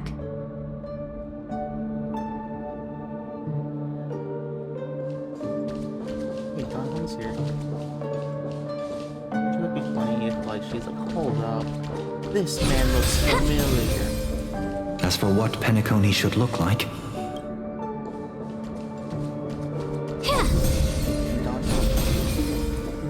Okay, so they just like split their appearances. Himiko and March. Elagog, Donhon.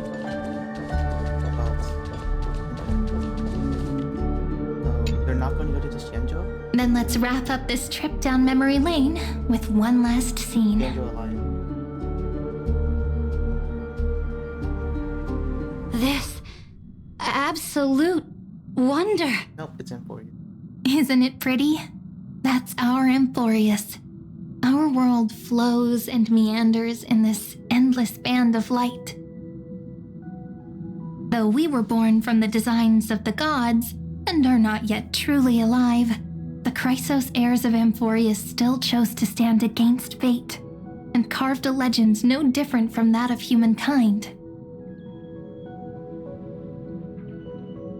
Will you really renounce the heroes in this world's previous 30 million cycles, Imperator? Including even yourself. Will you bow to brutal destiny and allow that puppet master named the destruction to have their wish?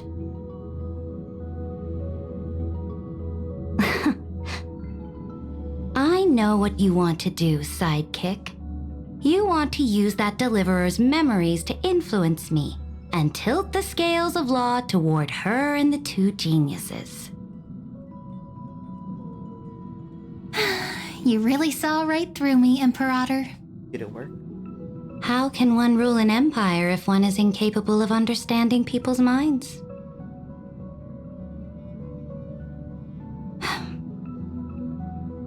I have decided on Law's final destination. However, before I move my next chess piece, before we go on, tell me this, sidekick. Throughout her Trailblaze, was there ever a memory of the ocean?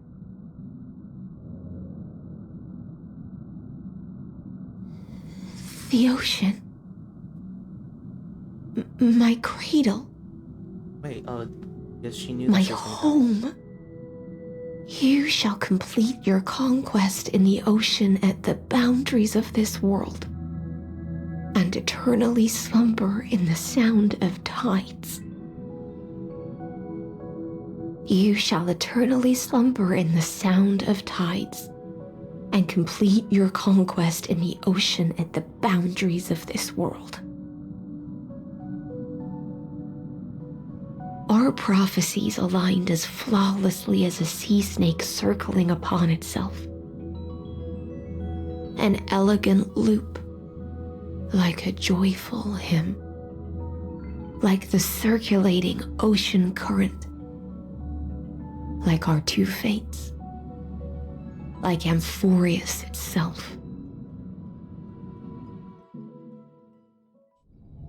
Okay, so she wanted to kill Hycelin's. The trial is over. So tell me, who will own the divine authority of law? I won't give it to anyone. What? I am the law. Why should I give my imperial crown to any other? Both the Deliverer and the Theoros came from beyond the sky. They have no right to interfere with the lands I conquered with my own 2 hands. The law of Amphorius shall be determined by Amphorius's master. What exactly did you see in the trial? Everything. I saw everything regarding the rules of this world's operation. I saw the laws of extrapolation that Theoros spoke of. I saw the ultimate protocol. As long as I offer a sacrifice of equal weight, I can rewrite the laws of this world according to my will. I can turn good into evil, ugliness into beauty, and weakness into strength. Fate gave me a very fair deal. 1 rule change for the life of 1 demigod. What are you planning to do? You can't guess? We can conquer the stars without relying on any power from beyond the sky. We just need to make some reasonable sacrifices. Your ambitions have already made so many people give up their lives for the law. And you're still not done? I am determined for Amphorius to stand on her own 2 feet among the stars. You are beyond reason. You think such a simple and hypocritical statement can justify your atrocities.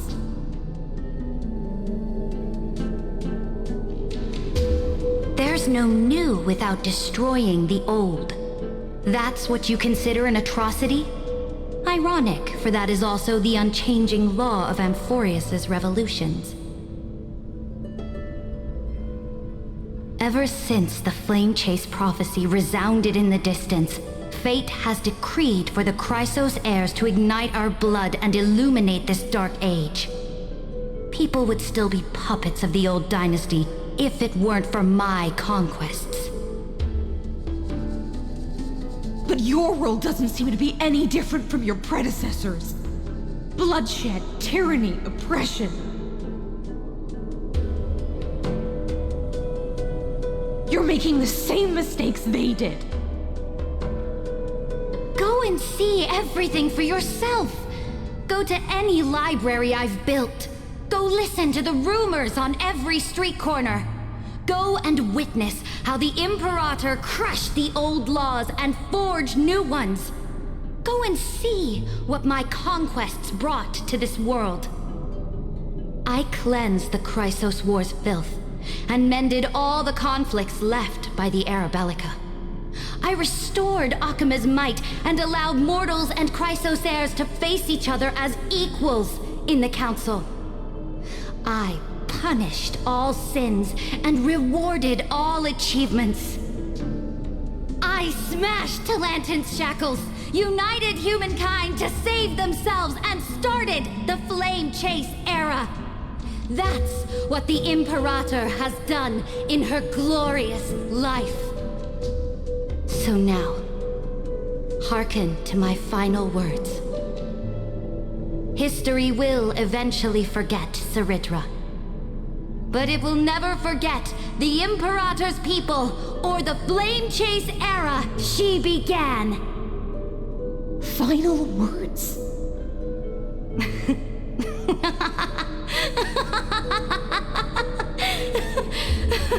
That's a one big gamble. Amphorius is about to be destroyed. There's no time left for pointless debates. There is only one law I want to overturn to aid the final battle of deliverance. So I will only offer the life of one demigod.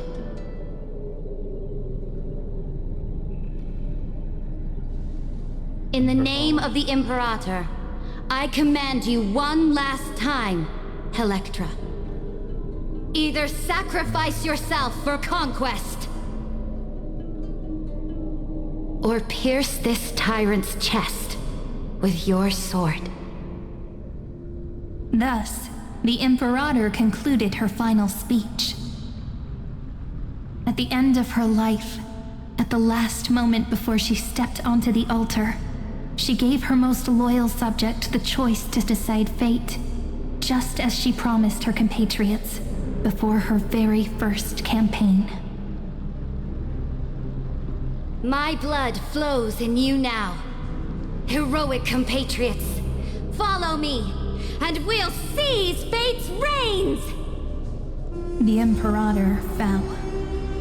Some say that the Dux Gladiorum turned traitor and killed her liege. Some say that she imprisoned the tyrant in a shallow pond of water, then left. Which meant the Imperator had to kill herself to rewrite the law. There are countless stories about her death. All we can be sure of is when the knight left the vortex, the Imperator was still mumbling about their past conquests together. The beginning and the end of her existence. Imperator, wait! How could someone of your status come to the front lines? Let me be the flag bearer! The troops defending the pass to the west of the grove, have they surrendered? They ran as quickly as they could when they heard your name. The Golden Cocoon Pass is now in the First Legion's hands.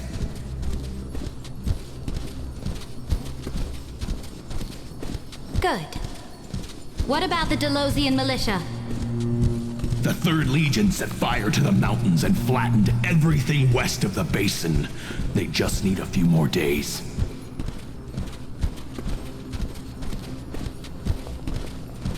That is enough. We cannot afford to miss an opportunity for victory. Lastly, how many Laedonian cannons are left? They are no more. The Second and Fourth Legions have destroyed them all. Very good. They now have no way out, no reinforcements, and no artillery support. We will be able to liberate the Grove of Epiphany in the blink of an eye. We will launch the final charge 1 quint after the curtain fall hour tomorrow. Remember, as long as the Alliance's flag still flies on my shoulders, you must keep moving forward. Take no prisoners among the enemy's soldiers. All sages who resist are to be captured and tried according to martial law. And do not destroy any books. Now go, notify the entire army. Understood. Those who are resolved to die, we salute you. Reporting in. The mountain dwellers are resisting fiercely, and the legendary Mountain Breaker is personally engaged in battle. Their formations are nigh impenetrable.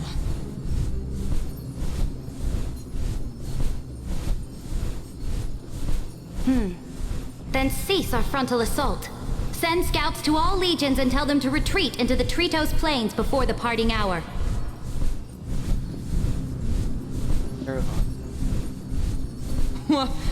Are you planning to surrender? It's a strategic change of plans. The seismic walking dragon is enough for that battlefield. Walking dragon? You mean that stupid beast, Terravox? What can they even do? Stupid? No.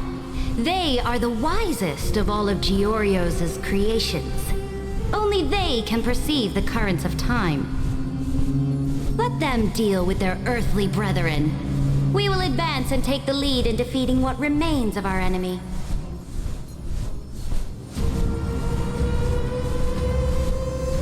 I will deliver the most fiery retribution for the humiliation they dealt us, and crown myself with a god-slaying wreath. Understood. I'll see to it. Those who are resolved to die, we salute you. The Temple of the Three Fates sent a letter, Imperator. They refused to surrender and said this letter is their last warning to us.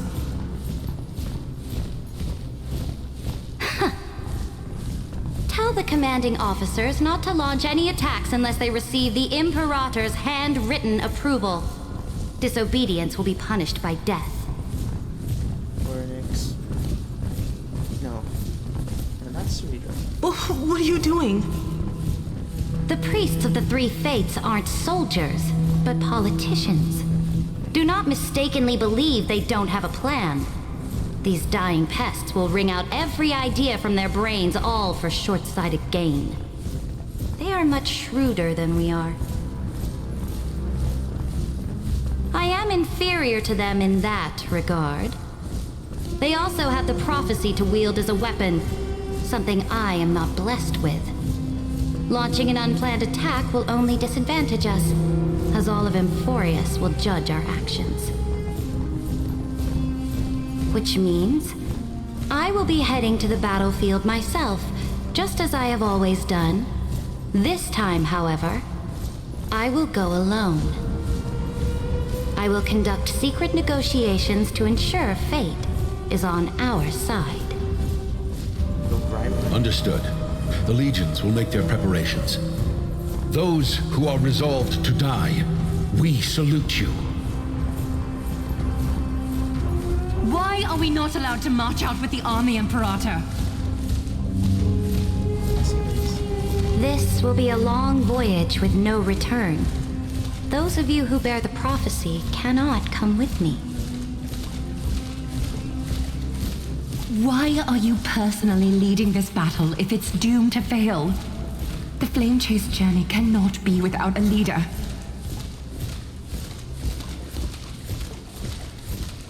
That is correct.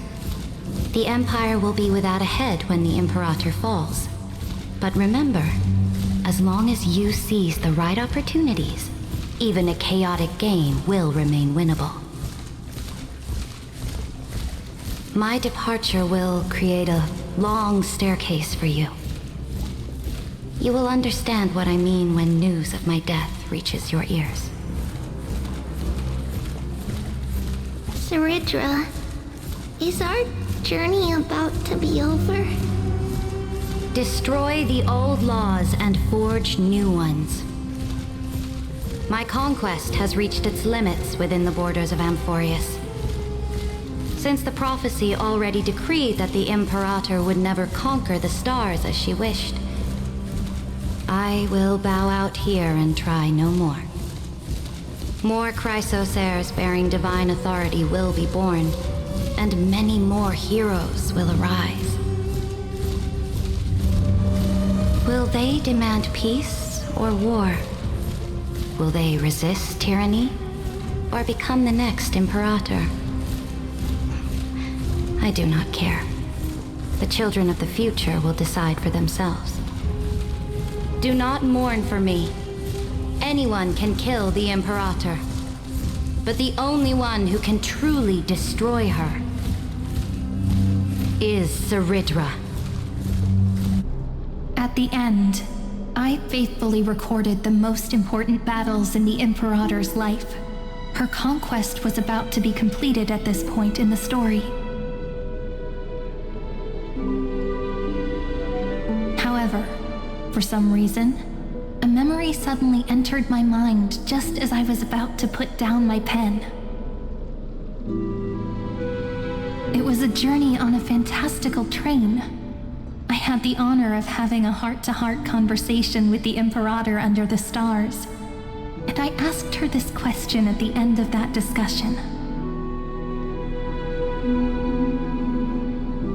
How do you want history to remember you? As a hero who gave up her life for the Flame Chase? Or as a tyrant? She answered so quickly, as if she had made up her mind long ago. I would rather be forgotten than be defined.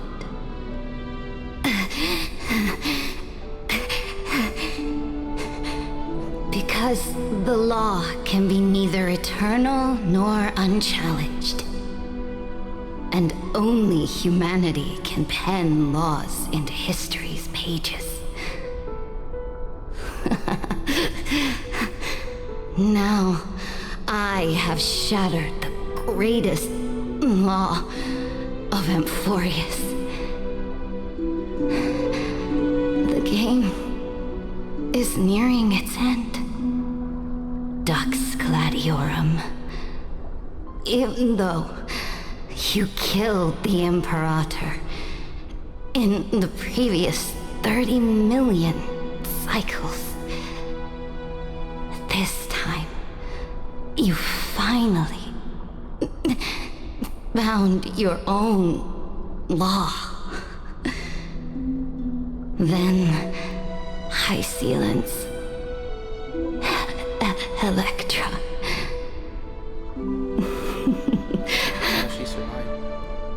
I will ask someone to deliver the prophecy's ocean at the boundaries of this world to you. Will you choose to swim into that ocean? I do not care. Do not care.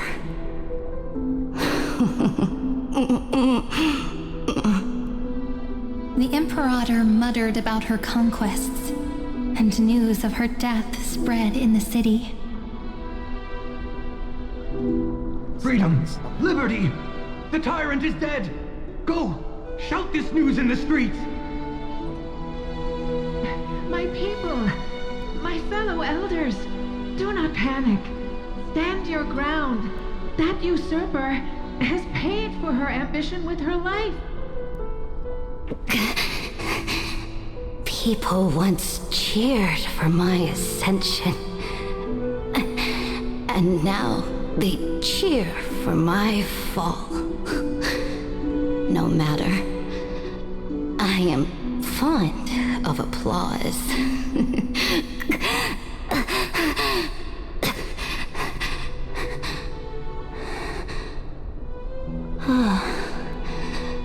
I see the cosmos, the battlefield that I cannot reach. I will return in the next cycle. The stars will hear my legion's war drums. Hear the great name of the Imperator.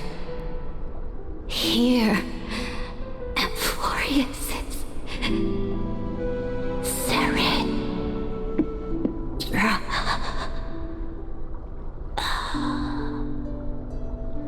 To this day, we do not know which rule the Imperator overwrote at the cost of her life.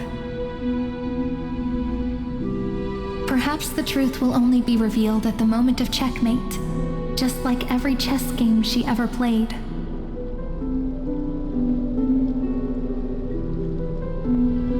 We only know her death inflamed Akama. On one side of the city, those who defended liberty toppled her statues to the ground. On the other side, her supporters put themselves between the masses and her monuments, declaring loudly that the Sovereign is still among the people.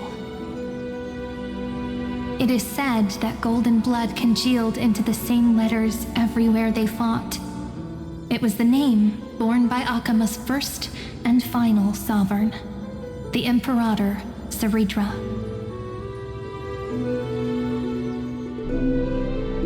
But the one who bore that name did not see any of this. Her gaze was cast far away, and the sound of tides in her ears drowned out the people's cries. What was the Imperator thinking about in that prophesized ocean at the boundaries of this world? In that shallow puddle of stagnant water? Was she reminiscing about her past conquests? Or repenting for the millions killed for the flame chase? It was neither. The Imperator only saw how the surface of the water gleamed like that crude chessboard, dissected by light and shadow in the afternoon when her teacher played against her for the first time. Look at this chessboard. What do the pieces look like? They are strangely beautiful. They look like the stars in the night sky ablaze.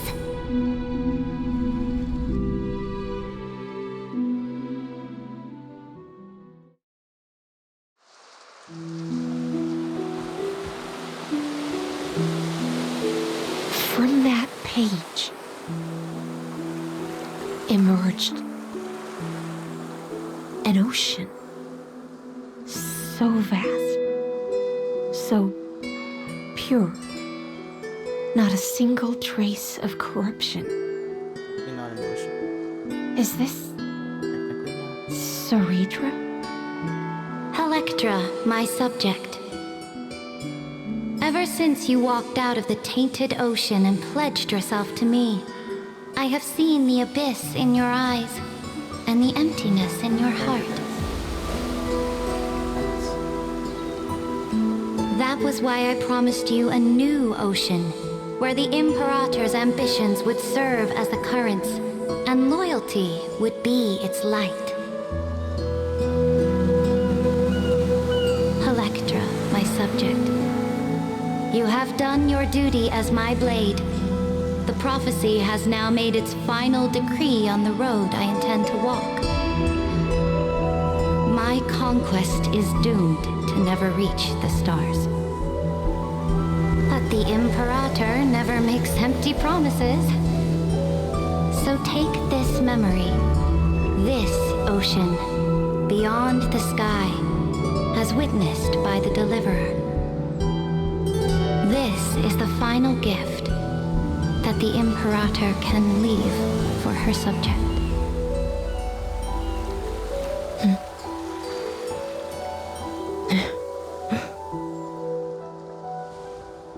When I was still a fish in the ocean, I always felt so genuine swimming through the waters. But once I stepped onto land, I found myself caught in a play. Every land dweller wore a mask in their life. So I, too, donned a costume and tried to find my role in this show. I became your blade in war and the violin strings at banquets. Do you still not get it? I do not long for the oceanic depths of my homeland. Nor do I crave the swelling seas beyond the sky. Perhaps even I don't know what I want. I still don't know where I should swim to even at the end. But I know one thing right now. A fish is simply a fish. And she can never leave the ocean she's in. But whether under the ocean or on land, we two prisoners who can never escape this cave can still look outside the cave and see the stars. I have to admit, the 12-factor simulation of life in this experiment has far exceeded my expectations. Make your choice then, Senior Society member. Do you want to keep walking down the wrong path and be remembered for your incorrect conclusions?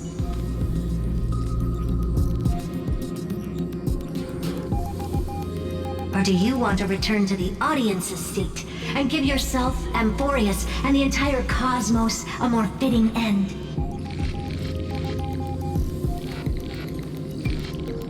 I must refuse. A dead man never fears death.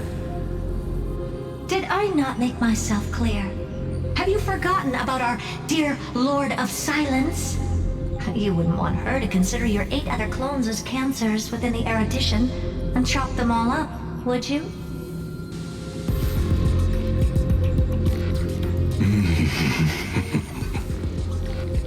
Your logical deductions are vastly different from mine. Therefore, allow me to provide one more academic recommendation. Listen, my peers. Why don't you look beyond this world? Just as the Chrysos heirs did. Re-evaluate your calculations and take into account all enemies in the upcoming war among the eons. Amphorius is not a place where three paths entangle, but where three paths fight to the death. You used Memoria to resist me, but did you not consider the possibility that the Remembrance and their children might have taken this opportunity to join the fray as well?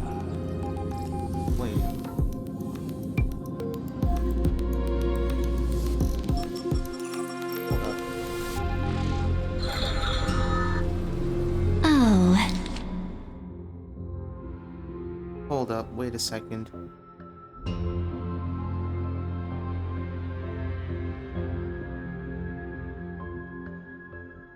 Okay, I've been hearing like theories about how Evernight's actually the path of veracity, right? But like that's more interesting because he just said like this is a place like where three paths are going to fight to the death, right?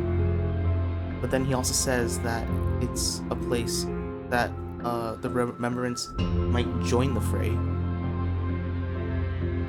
which means they weren't part of this battle. And then like there are three theories like where like Evernight might have like orchestrated the entire thing. So it means like the three paths might have been destruction, erudition, and veracity, and then remembrance just got roped in. That would be interesting. But I also don't really think so. Because the remembrance has already seen Emporius. So this isn't just silence. It's the answer. What was the last thing she said to you before you parted the waters at the Scale Gorge waterscape? A tricky question, but one with a simple answer.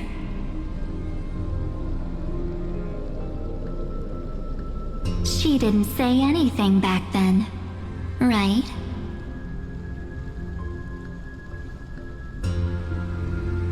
That's correct.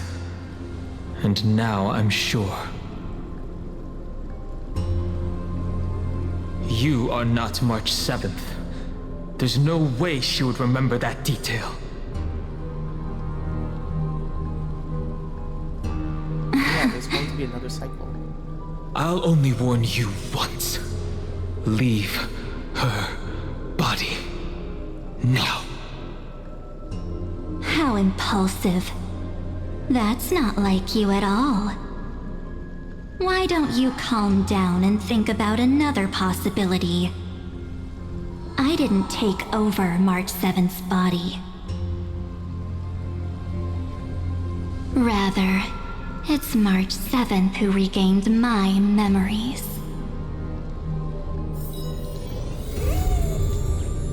Oh my gosh, okay.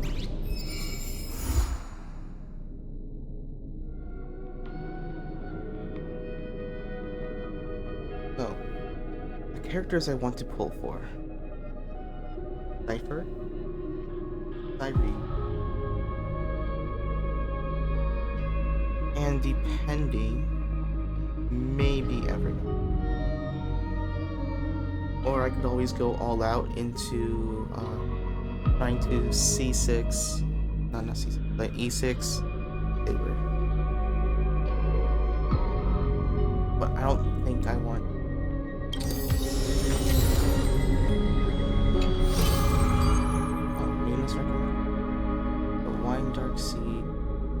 buries yesterday's sunset, yet shall cradle tomorrow's dawn, and the destiny bestowed upon this journey. I shall inscribe it with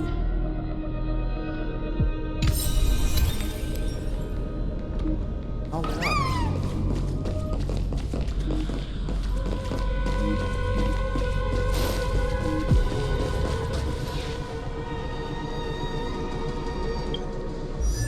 Checks.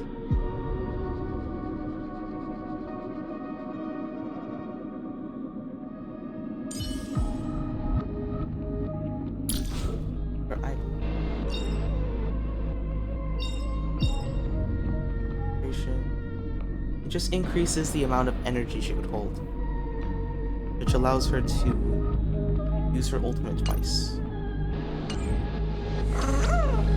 Because it stores enough energy.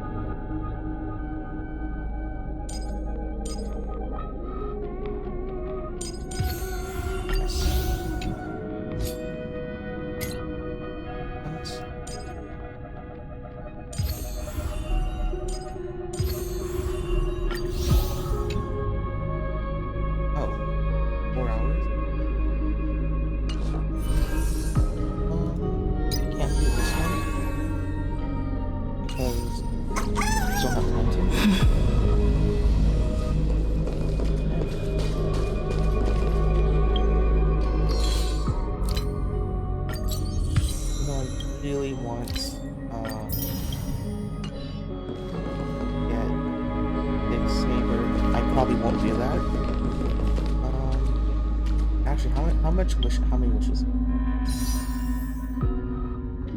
So, like a what if I decided to? Would I have enough? I have enough for 800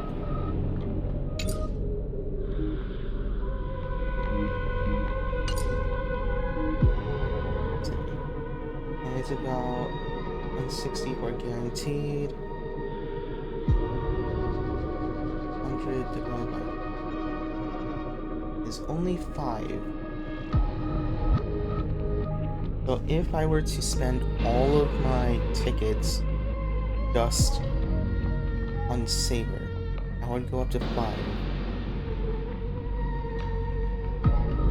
Or technically I could get 5 limited 5 stars. And if I want Larry, Evernight, and Cypher, it's only 3. And I probably don't want these.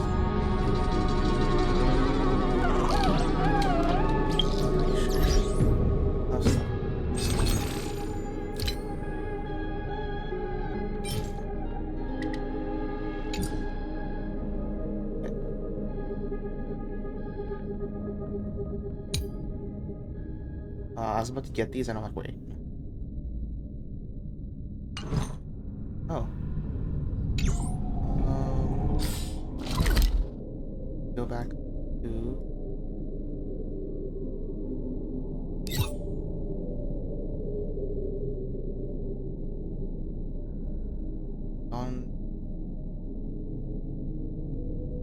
Yes. Here. Here.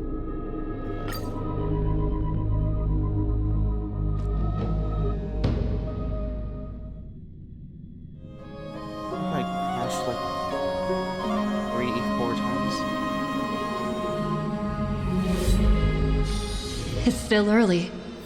Where to now? I'd love to go in and take a look. Seems like there's something. As usual, destiny has delivered you another gift. Once the surge of your chest had died down, a few pieces of shattered crystal lie pushing in the hand.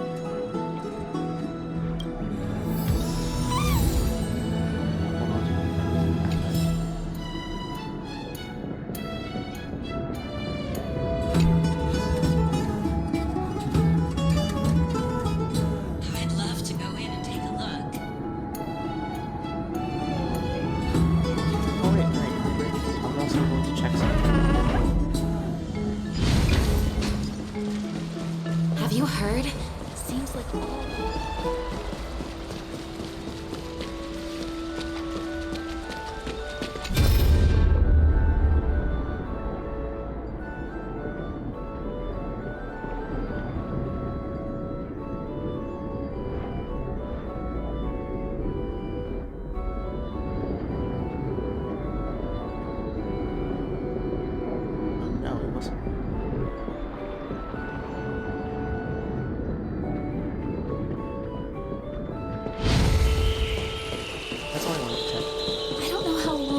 did die somewhere else. Have you heard? Seems like all. I'd love to go in and take a look.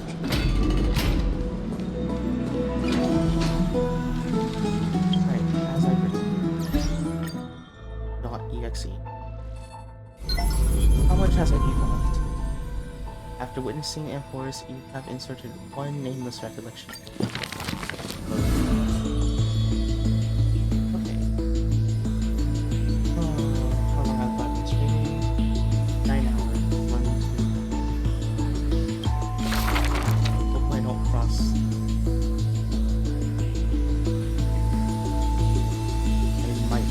Cross 12 hours. It's a break real fast.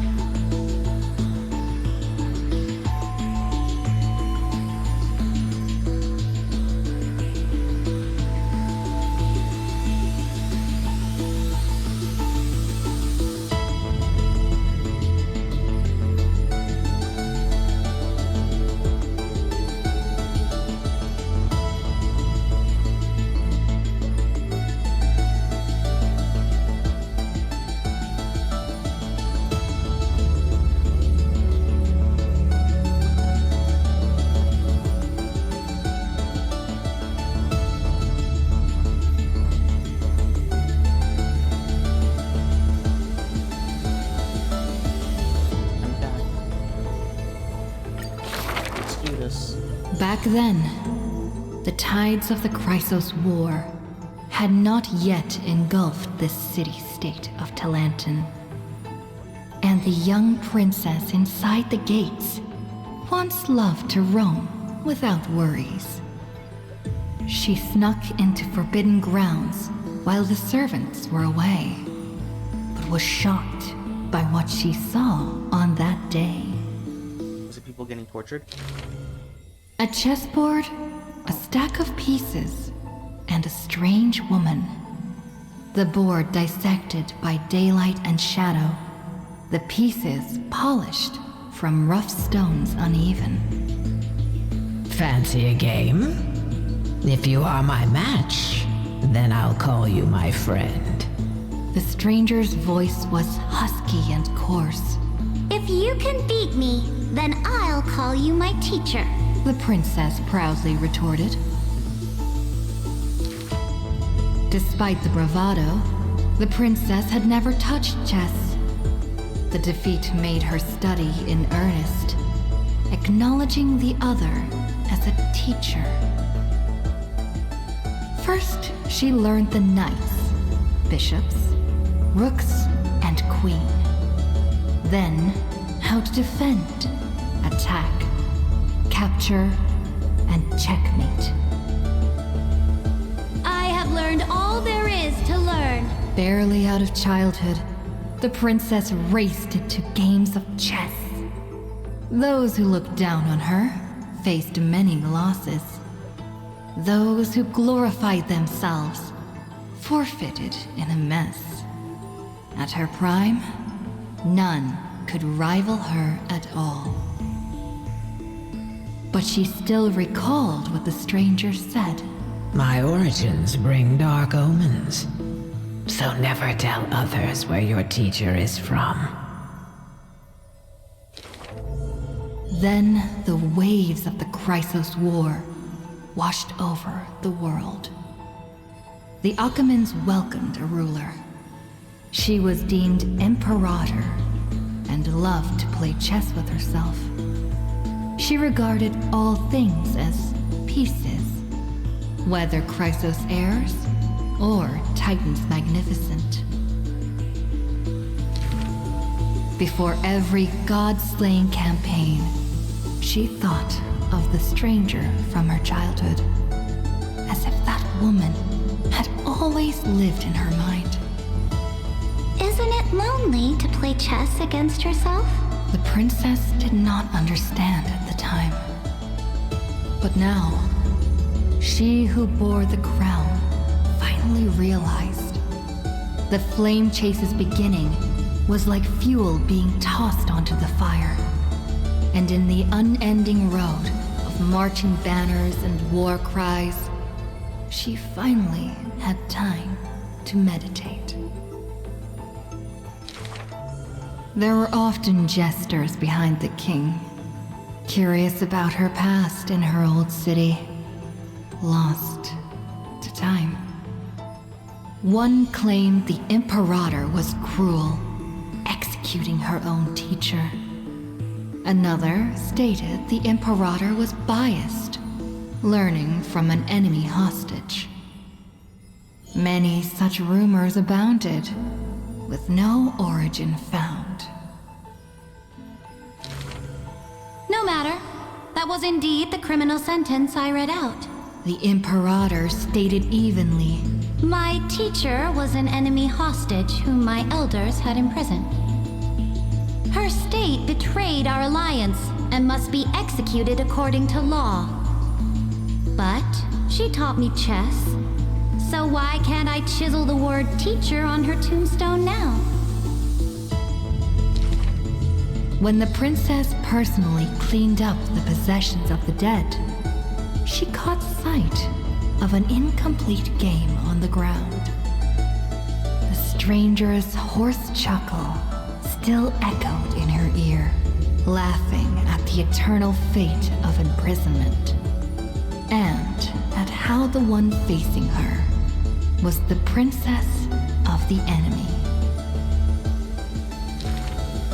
Is this your final game for me, my teacher? The princess imagined the endgame over and over. Even when she took the imperial crown, she still dreamt of the black and white board. The concealed truths suddenly dawned on her during a more difficult contest in the future. An unfinished game might be the opponent's lifelong barrier,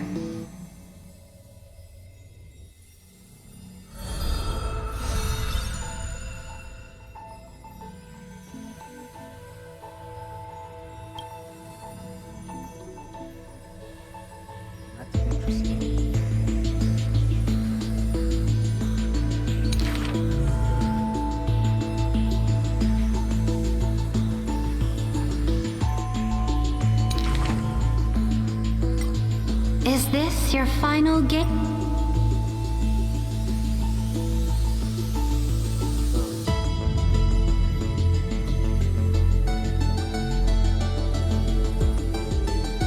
That's kind of funny.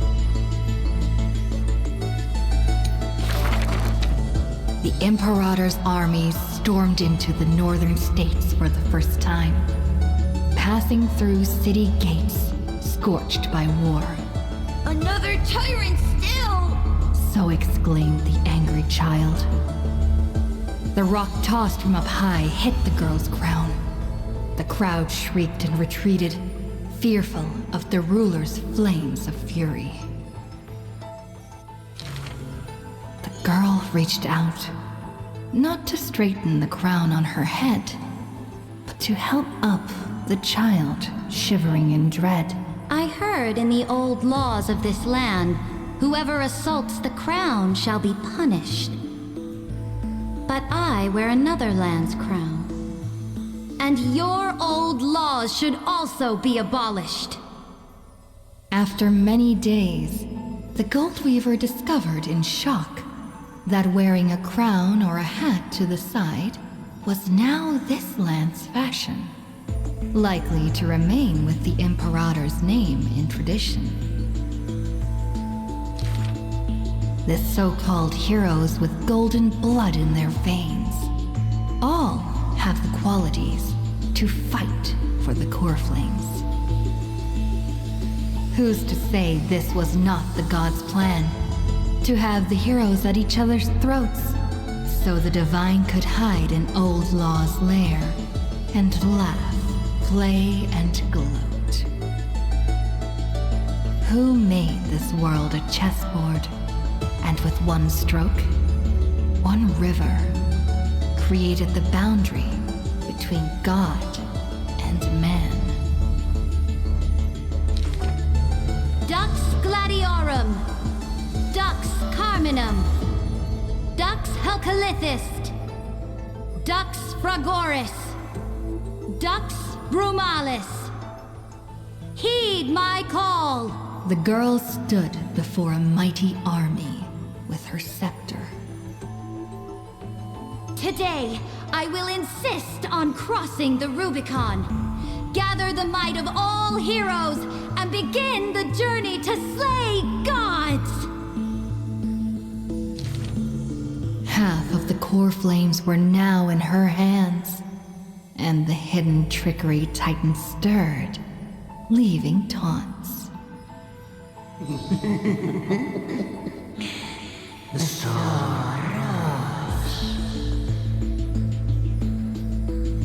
The Imperator summoned the heroes to discuss, finally stopping after much hesitation.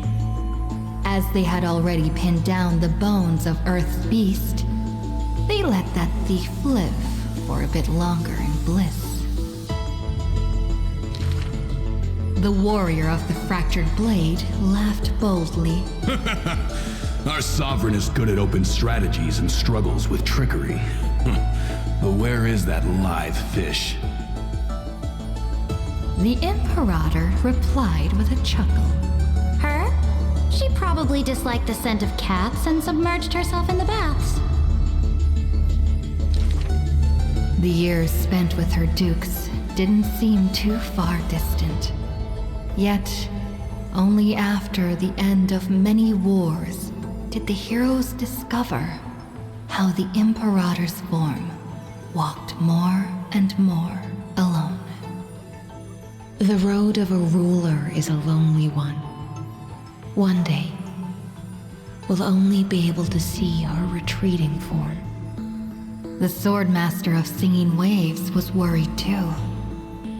When all others had departed in intoxication, the two of them gazed into each other's eyes, towards torrents deeper than their fates, and sank into profound silence. Drink one more cup with me, my dear follower.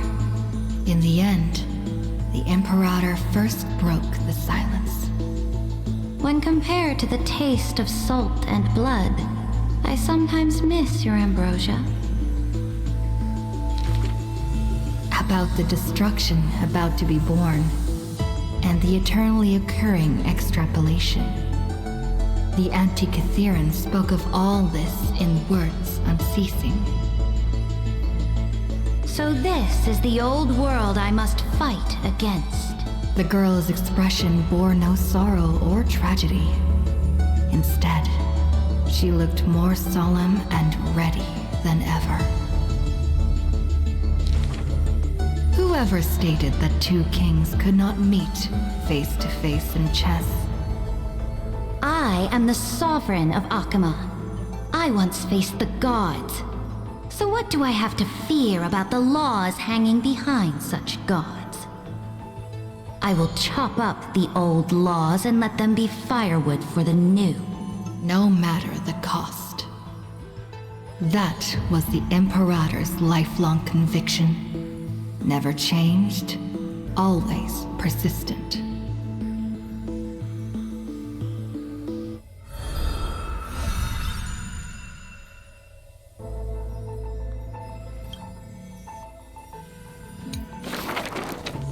I dreamed that the Imperator's statue stood before the world-wearing altar, her gaze level with that of the gods. Then, blood gushed out from the statue's orifices, and the people, in cheers and elation, washed their hands in that golden blood. The tyrant's life will end with violent death. None will weep, and all will cheer as her statue topples. She will die before the dawn comes. A vengeful aristocrat, one whose title was stripped by the Imperator, thus spoke. We cannot agree with your excessive deeds. You have imprisoned Trebios' split selves, demanding that divine authority regress into the ruler's mouthpiece. We will reveal your future with the prophecy, and tell in truth. Your crusade will indeed be a smooth path, yet in the same breath, we see omens of your death, a demise in an absolute pure darkness.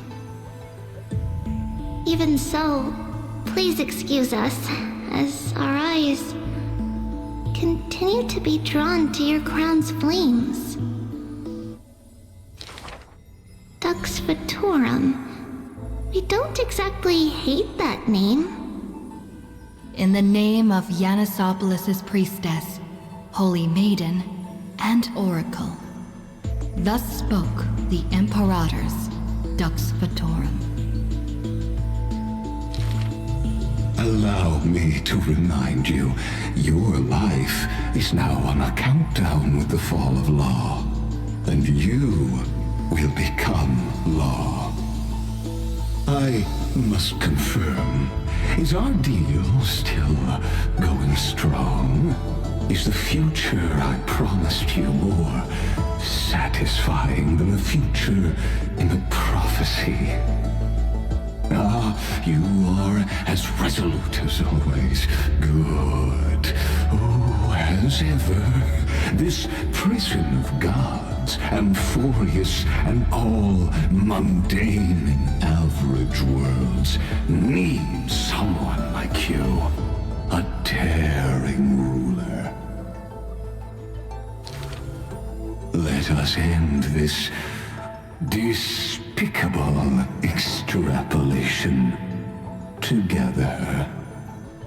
Amphorius is Theoros, the Imperator's co-conspirator, Lycurgus, thus spoke. The Imperator betrayed the Flame Chase Alliance. And I was the sinner who paved the way for her achievements. Like how a deep-sea fish cannot escape the tide's push and pull. I granted her an end fitting for a tyrant. Her dying smile gazed towards my tear-swelled eyes. She commanded me to wash away all sins and filth. and return a blinding dawn to the holy city. She commanded me to set up stones and monuments in lightless seabeds to commemorate our friends. But who will remember her achievements? I will rest with her in a lonely song. Electra, the last heir of the ocean, who played music on the waves alone, spoke thus. Please record the truth of my life, dear author. No need for words of praise or solemnity. Just as I once instructed Dux Carminum, the histories of rulers are not for recording our merits, but for warning future generations.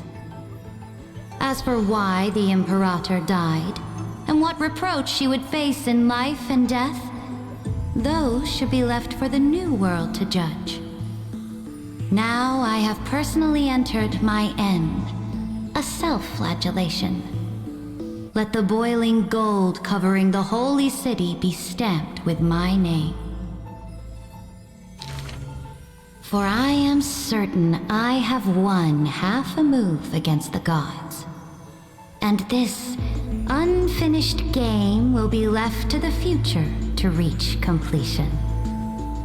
Saridra, the only Imperator the Holy City had ever seen, spoke thus.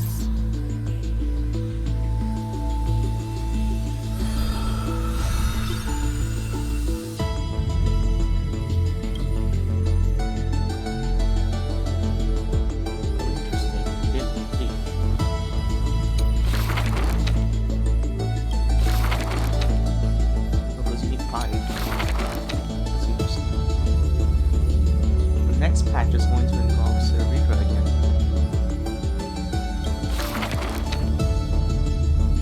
Anti-series. When entering the Flame Chase's currents for the first time, all the Swordmaster saw were colorful fish. She had already experienced the Imperator's dangerous games. She had long grown used to the giant beast's silent face. Carminum's charms and Helcalith's gentleness warmed her like a spring breeze. But as Pregoris missed his throne and Bromalis debated with joy, she was sometimes at a loss. Occasionally, the Swordmaster would sink into hesitation, and even that messenger of fate could not get her to laugh. Till one day, a golden trout's bubbles floated into her gloomy waters. In that holy city where golden figs grew, the messenger of fate led to her a maiden dressed in glamorous gowns. What kind of clothes are you even wearing? The girl snickered behind her hand, while the messenger pulled on her sleeve. Aggie, don't be rude! Such hubris, delicate fish. Are you not aware that there's food on your face? The messenger's eyes opened wide. Aggie, you've been snacking behind my back again! Exposing me like this? I'll get my revenge. The girl ran away in a fit. Not used to Laya having emotions. The Swordmaster smiled, and before she knew it, her hesitation was gone. After that first meeting, the richly dressed girl often came in greeting. So, you really came from the Sea of Souls? Do all the children of the ocean dress funny like this? The Swordmaster did not chase the girl away, but also did not respond. So the girl used her hands to meticulously measure the Swordmaster's torso all around. You can't be seen like this. I'll send you a new dress. Some days later, the Swordmaster appeared in finery at a ball. All were awed by her splendor, with only the Imperator thinking in wonder. How rare to see you like this. Oh, so lonely, Gladius. The Swordmaster's wardrobe grew full, and people praised Akima's Goldweaver for her cheerfulness and splendid skill. But only the Swordmaster noticed that the smile on the girl's face gradually faded as the flame chase progressed. The calamity of lands asunder added to the girl's weariness. The Battle of the Grove robbed the light from the girl's eyes. Lost her emotions. Yet another feast arrived where the Goldweaver was absent. The Swordmaster donned the most majestic garments and gently knocked on that door shut tight. The singing voice of Dux Gladiorum hailed the prelude of the feast. Guests clamored and cups clinked, and only the Goldweaver had no thought of enjoying the ambrosia. Who would have thought? I've sunk so low that I need you to comfort me. She gave a bitter chuckle next to the bonfire. You were as gloomy as the bedrock of the ocean when we first met. The Swordmaster held a tall chalice containing liquid pure, reflecting their two faces. I remember you were once curious about the stories under the sea. Then allow me to use my songs to reveal the past known to none.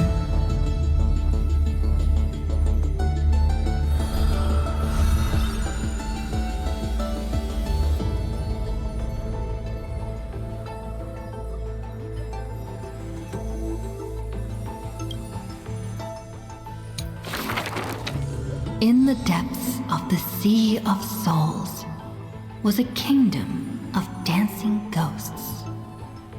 Its residents all had melodious voices, and music enveloped every ocean current. For the queen loved her people deeply, thus drowning out all sorrows and leaving only feasts and twirls.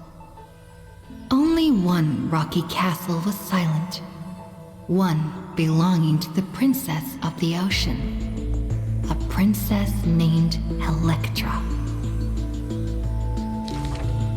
Were a monster of the depths to invade, the princess would raise her sword to engage.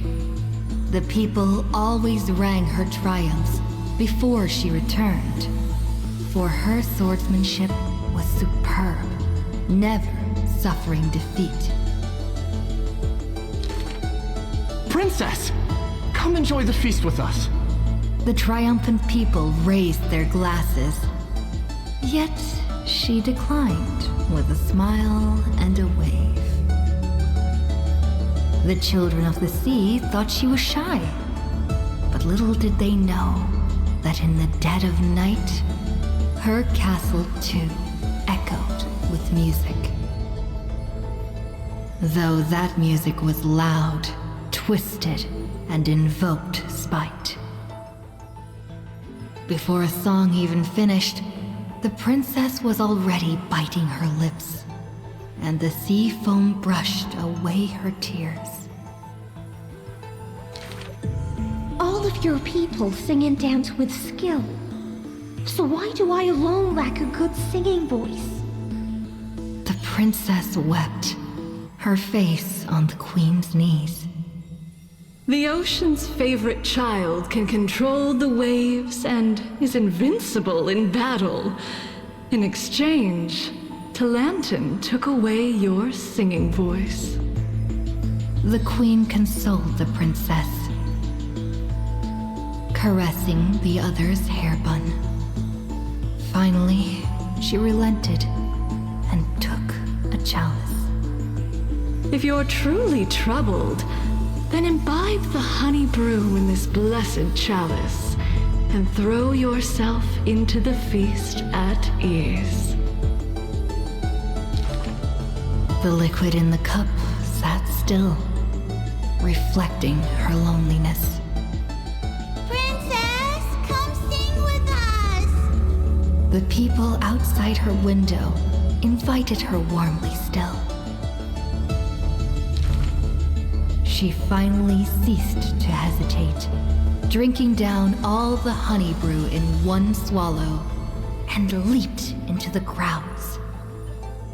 She played music and sang, smiling and dreaming.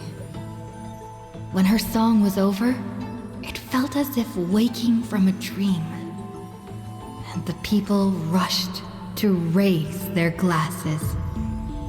But as soon as the honey brew touched her lips, the princess plummeted to the ground, and her cheeks became rosy in drunkenness.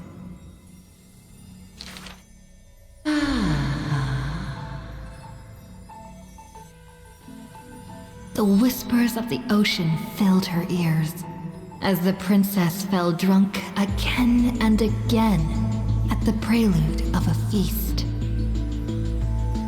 Seems like you still have not been able to get rid of that curse. The gold weaver softly took the cup away from her hand. If you want to enjoy yourself to the fullest, then leave this honey brew till the very end. She smiled, then tilted the cup towards the gold weaver's lips. Even if one is burdened with imperfections, I beg you to remember not to refuse that sip filled with fantasy and dreams.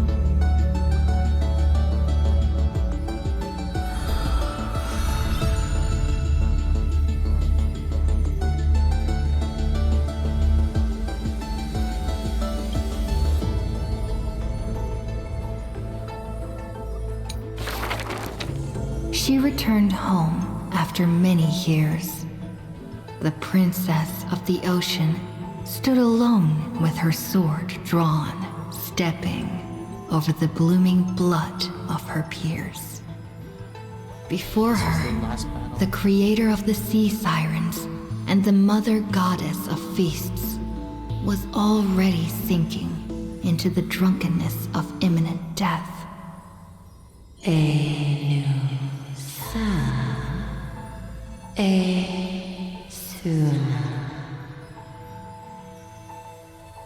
When the blood pact of the law won over the ocean's core flame, the sea siren once again lost her melodious voice.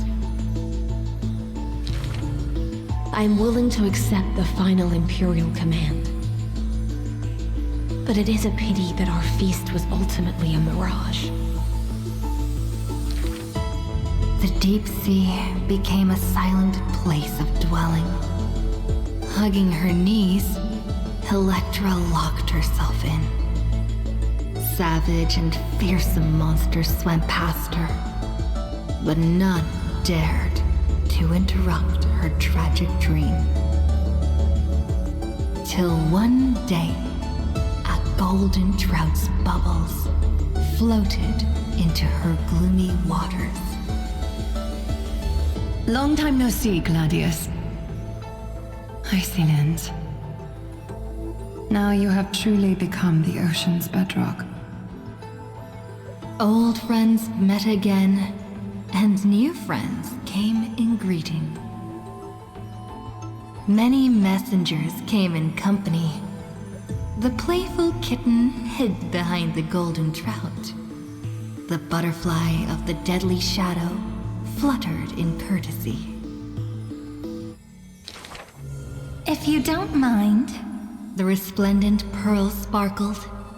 We hope you can regain your strength and sing for the world once again. Electra raised her violin sword in doubt, as the strings had long ago rusted and snapped. But a few golden strands cleansed all the filth around her, then stretched out to become new strings. The golden strings showed Electra that the world she loved was not yet silent, and the journey of deliverance continued still. Yet the path to the Sea of Stars would not be a carefree feast. The golden trout never met with her again, and the waves brought endless news of sorrow. Amidst the long wait, she remained bound by decree. All the flames that died out, extinguished until this world fell into eternal silence. And the wordless enemies in the deep sea were the audience of this rite, the Theros. You already know that the world is just an illusion. The sea siren gazed out beyond the heavens and once more raised her glass to fill it with honey brew. Since the mirage of pleasures can only disappear like foam, when you return, will you save some ocean spray for me? This was a city of festivities, where never-ceasing songs eternally filled the air. Chrysos heirs, demigods, and immortals all came to feast from the four corners of the world. It was beautiful and radiant, performing the sea siren's drama amidst the revelry. The siren once longed for the banquet to never end, yet she witnessed the music fade and the guests disperse. As a fish, she was destined to drift with the waves, whether amidst the surging tides of evil or immersed in the currents of the starry sea. Until a millennium later, when the fish from beyond the sky finally took their seat. I enjoy banquets. How about you, little gray fry?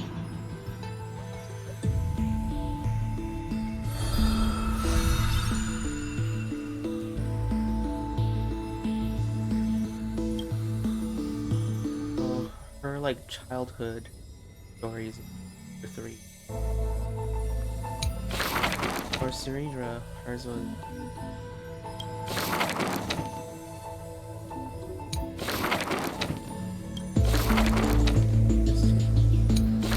so next patch it's going to be the last 3 and the last 1, last 3 and the last 1, and we would complete this part. Look here, that's interesting. This is supposed to be done.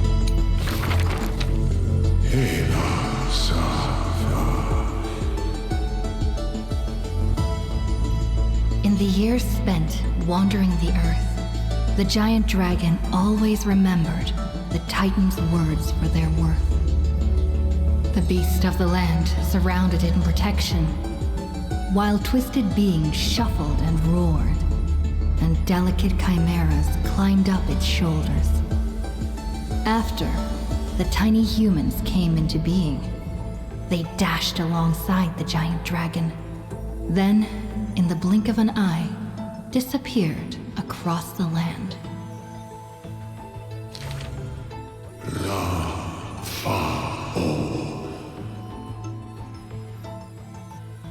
Yet, the deep irises of the giant dragon saddened in gloom. The ancient creature saw, earlier than the Titan did, hidden in the deep ocean, the incoming doom. The giant dragon recalled, at the moment that strife was born, the chalice of plenty sighed, and the heretical tide spread from the seabed.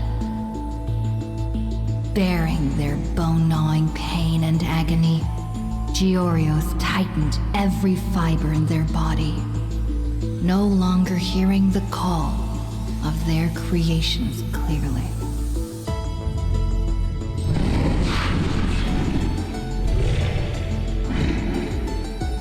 The giant dragon once swore an oath at the Titan's breast. What interesting. Actual dragons. And now, the dragon silently turned and departed, leaving the plateaus and mountains of a secluded world, and entering the bustling cities humankind crowded. Thousands of years later, the giant dragon realized those tiny creations of Kefali had rooted their civilization in time. How can there be such a huge Dromus? Dromus? No, that's a walking mountain of gold. Curious residents were amazed at its appearance, while greedy brokers calculated its value. Yet, the giant dragon simply walked in leisure, not harming a single building of any stature, nor paying heed to anyone. So careful. It quietly listened to the people's language, and its form dissolved in the flames of war. Oh. Many years later, Aquila closed their eyes, and the giant dragon's steps were finally halted. A sword master who broke the waves stopped its way, and a ruler, commander of the chessboard, looked up with inquiry. Are you the Dromus that has been attacking all states? The commander invited the giant dragon to hunt the divine flames together. The giant dragon nodded, but it did not look at the commander, and never mentioned where it came from. Its timeless sight had already seen past the Flame Chase's final plight. Georios shall be executed here! The Titan, in a painful daze, closed their eyes with a sigh.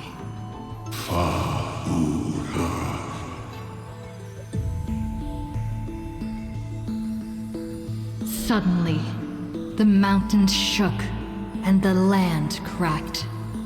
The wounds dealt by the Black Tide, once mended by the Titan, now tore the land apart again. The calamity of lands asunder. Who should shoulder such a duty? The giant dragon sunk into the earth in answer. For the earth was the breast of Georios, and the dragon's birthplace.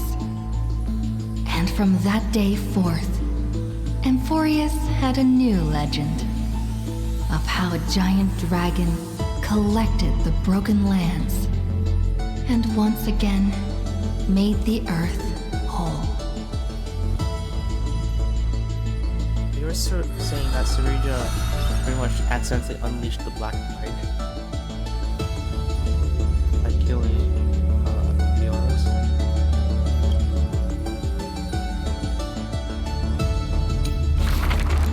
That's somewhat funny. Yeah. Much so. A mysterious rosy celestial maiden. My friend, have you heard of the Rosy Celestial Maiden? Whether in a corner of the archives, or in the depths of a cave, you can always find legends about her.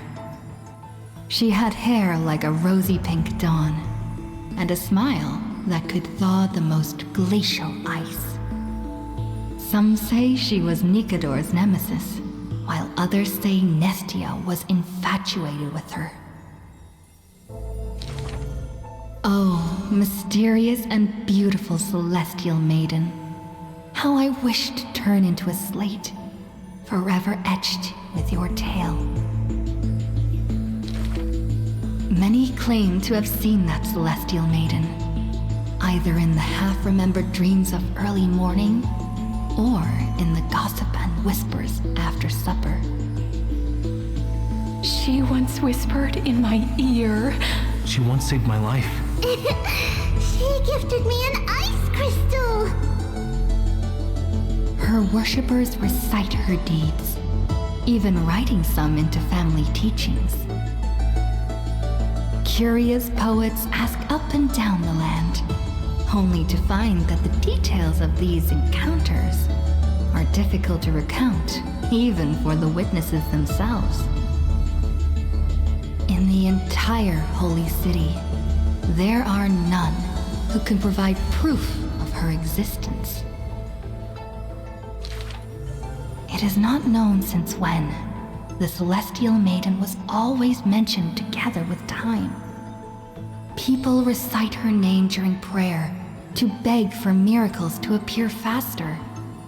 It is said that even in the selection of priests of time, girls with pink hair are preferred. They still didn't pick me! Maybe I need to go dye my hair. The brunette candidate was upset, but the examiner responded with a smile. Don't forget the Healer of Twilight. Has a head of pink hair? She's a descendant of the sky. Scholars and poets discuss at length the origins of the rosy celestial maiden. But all mothers tell the same tale. That princess came from beyond the sky. Her shooting star, like crystal ice, pierced the fog of the Veil of Evernight. She made friends with the Titan, and whenever the month of Evernight descended, they would meet again. He visits Emporius. The children loved that tale. Therefore, as the moon turned and shifted phases, the story became true. But someone always questions, unable to read the air. There are no worlds beyond the sky. So how can the rosy celestial maiden come from there? Rosy celestial maiden. A world beyond the sky. The reckless adventurer takes out the photostone, claiming it is the true work of the rosy celestial maiden. The citizens laugh at this tale, with few accepting it as true. After all, long before the guests beyond the sky arrived, the legend of the rosy celestial maiden had already covered the world. So, my friend, have you really heard of the rosy celestial maiden? Oh my. That's a huge lore drop. Okay, yeah, so then like that puts more like points into Evernight being like part of the veracity. Because like even before like the Astral Express like came here, Evernight existed and like, you know, adventured through Emporius. Like before like the whole thing about like core flames and stuff. What's it called? Not holy flame anymore.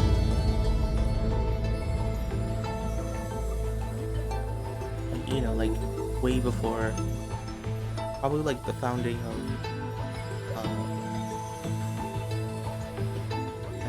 like human like civilization and stuff.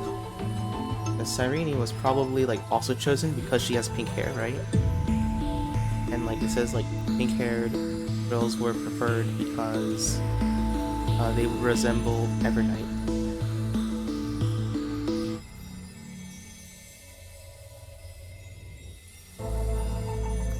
But what's interesting is that I always thought that it was the Trailblazer that was reciting all of this, right?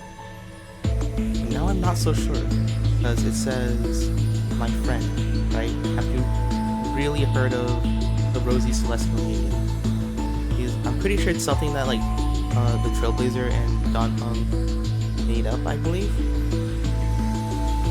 or something. But that's interesting. And they've added that.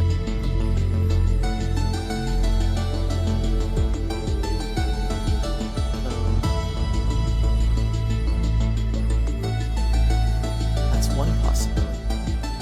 Or, you know, maybe like she is actually remembrance, you know?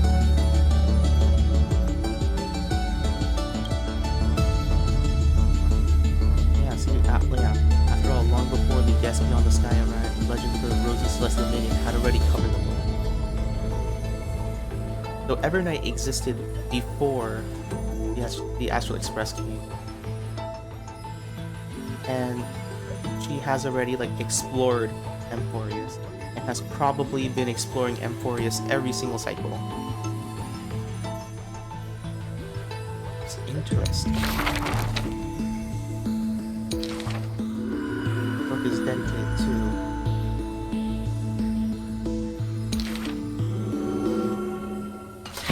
it doesn't say. Any notes?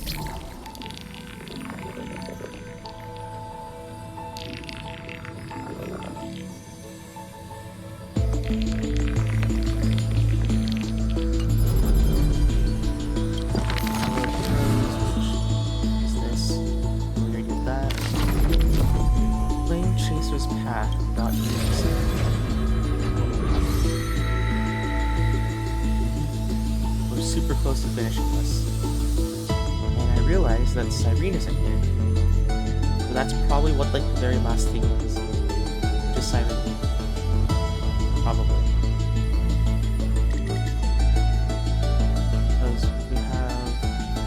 because even Evernight is here, which symbolizes Oryx, and that is Cyrene, but instead of being Cyrene, it's Evernight.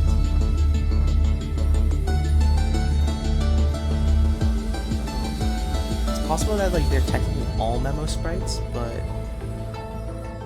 like because Cyrene's able to manifest outside, well, technically also Pynon, but Pynon had to do it with like the power of like multiple core flames, but Cyrene is able to do it like through like actual like, sheer will,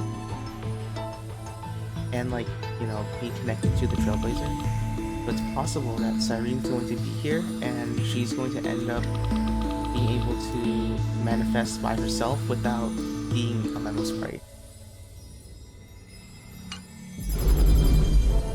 And then mem.exe. Ready to talk?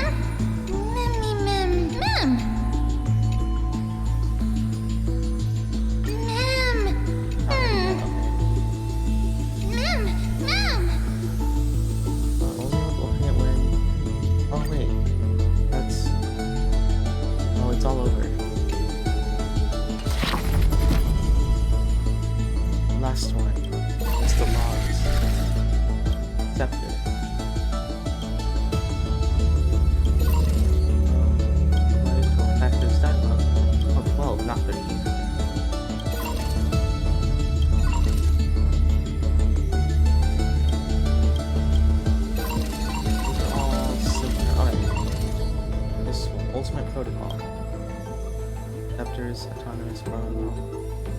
Okay.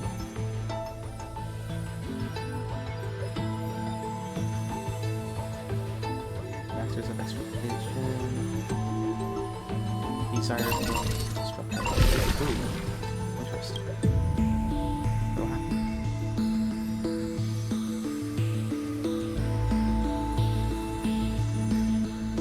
Ooh, okay, so there's extra stuff now. Refused to complete Aeronova. Okay, due to an impact on the sector's core layer, the black tide phenomenon in the simulated world has greatly receded. Interesting. Oh, it's still at 99 though.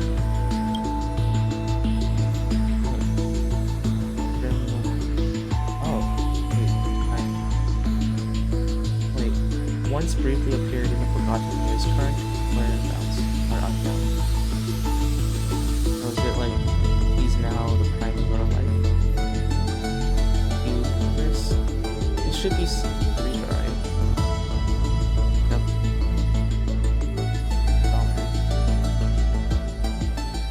Simulation, collapse of principal order.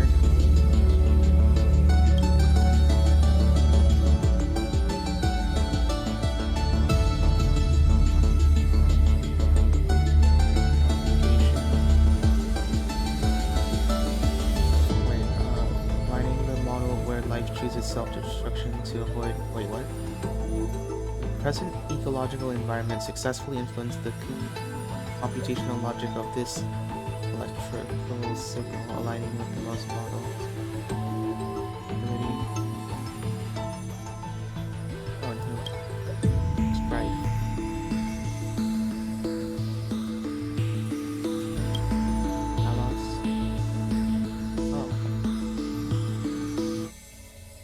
Glaya. Finally, but forgotten year. Records that are completely missing from the logs, presenting as blank spaces in Amphoris's history, never turning readable. These anomalies occur sporadically and randomly, cross recurrence, and show signs of changes.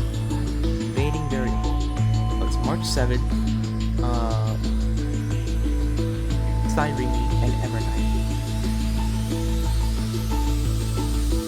Okay, so what I believe right now is that Evernight found Amphorius and is one of like the original 3 paths that were fighting over Amphorius, right? And when he was there and like explored, that's when the first people, like, you know, like the first couple of cycles, it's like, oh, Girl plus Ornix equals they were friends, and then Cyrene became pretty much like the one that was given the blessing of time from Ornix, and then eventually like the Astral Express comes over, and Evernight like sent out March 7th as probably like a distress signal that something might be wrong, and eventually like March 7th returns back here, and then like all of March 7th memories got merged into Evernight. That's probably what happened. Oh wait, where was the past room? Isn't there supposed to be something here? That sounds familiar.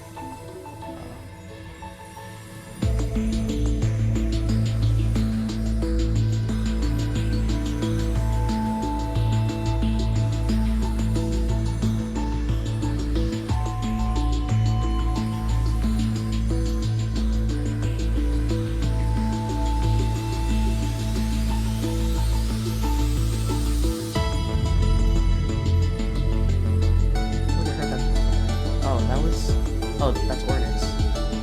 Or Time. Or Yanis. Something like that. Intrusion variable. Okay. And, oh, wait, what? Okay. The nameless from Astral Express. Okay. In the following cycle, this entity assumed the vacating world-bearing track. Executing override command granted access to Trailblaze, which is for this. I'll be waiting for you in the past.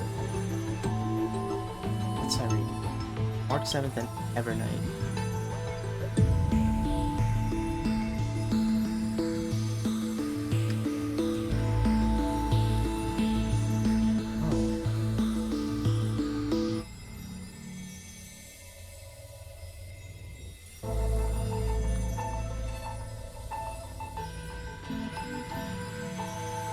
Yeah, it's probably March 7th is Evernight, and Evernight split her consciousness out into the cosmos, and that's why March 7th doesn't remember anything. Oh, okay. stuff got uncensored. An external variable that yeah, failed to locate its coordinates. Conclusion: subject has exited Emporius. Negative. Conclusion: Perten school not added. In society members, i.e. Perten. W. High risk external variables. Warning: abnormal instruction detected. Okay. Bad. Progress. Mark progress.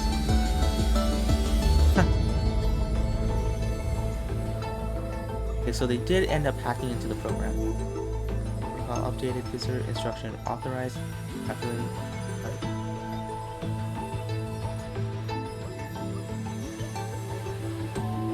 So the progress will be rolled back. Okay, so it did roll back. It's just that we just took a bit too long, and now it's back up to 99.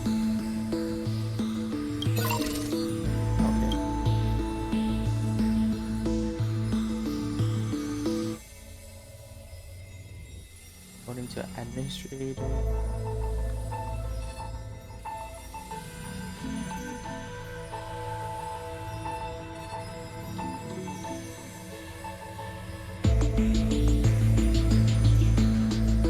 Oh, so the rule that rewrote, like that was different from previous cycles, where probably like previous cycles like made it so that like was just buying time probably, or like it was like furthering whatever is happening. This time like the law that she wants to rewrite was giving access permissions to her to screw up. Vox did not engage in any hostile actions. It's unknown, which what probably happened was Don Hung was able to disappear into the Black Tide or something and like escape back out into like wherever Evernight is currently. It's technically like a pseudo plane. I guess like it would be like the lobby of the world.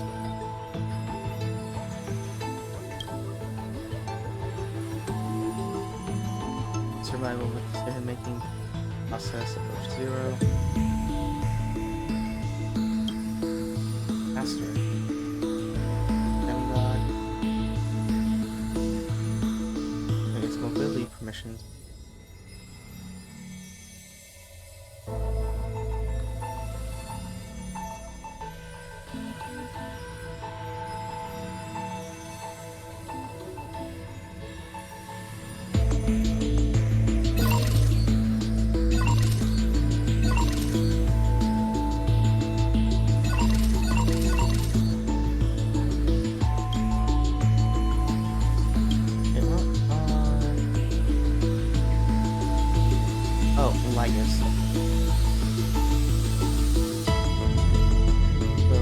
She ends up being trapped in the nether realm again. The pathway from Styxia to Vortex of Genesis,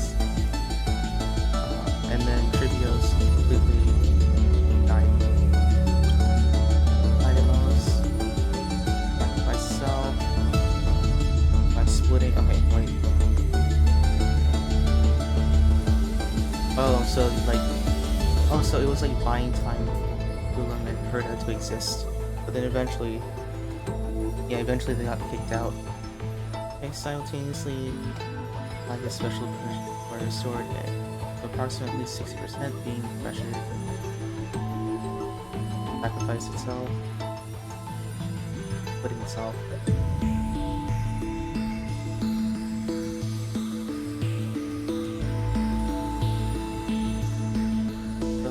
After Lycus got his permissions back, he was able to kill out.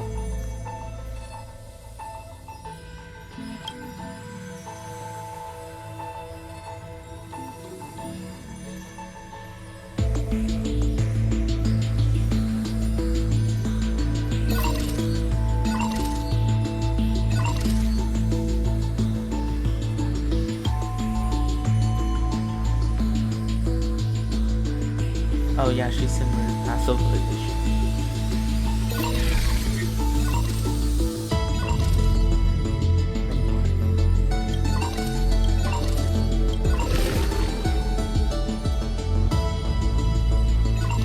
Interesting.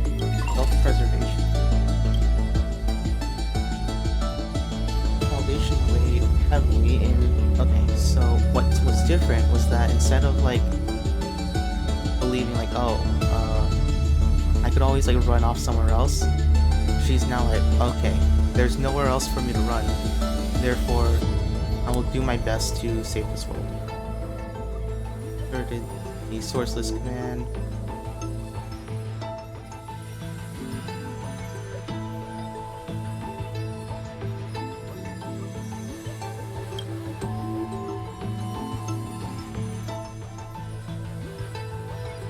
Transmute itself into high-density data fusion entities and powerful targeted commands.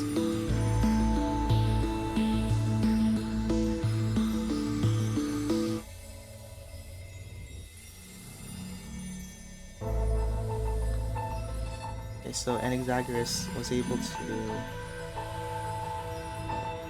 really trap him in there.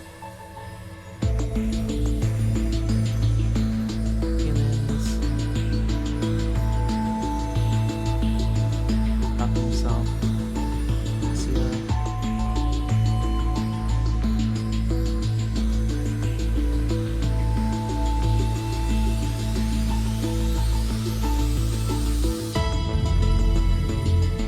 No, and then she just helps him.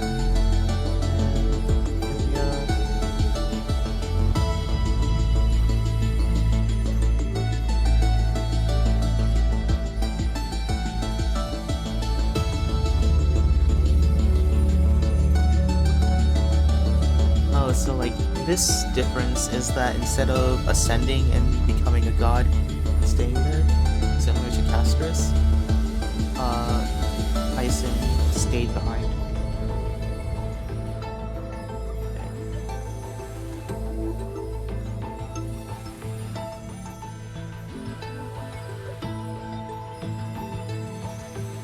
And then like 100 years later, everyone dies in Emporius. And then it completely broke Tyson's mind. And then eventually, like... Oh, error, no administrators.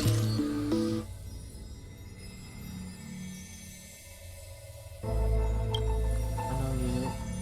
You will not make a warning. Okay. Unknown unit possesses unauthorized access.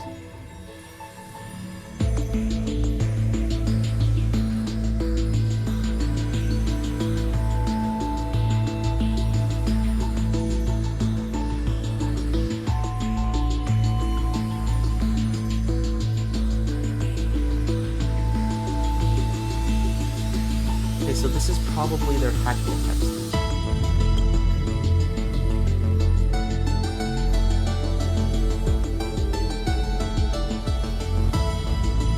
Us? Oh.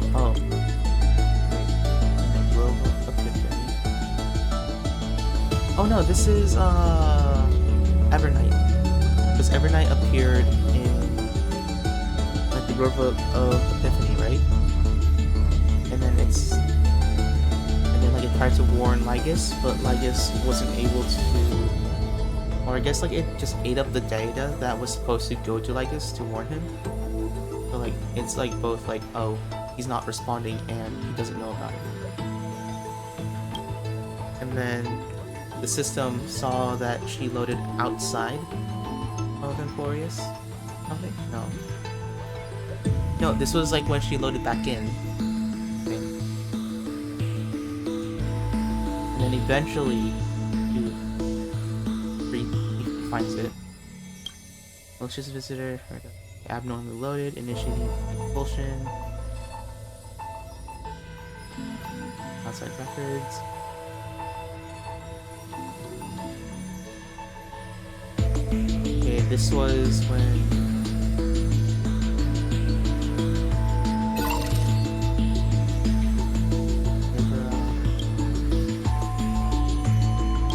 It's like when she gave them permissions.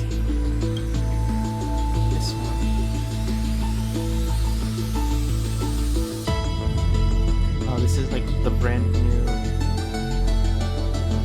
Oh. Okay, so they're going to like rewrite Aranoma, like specifically to free Emphorius Tyrant.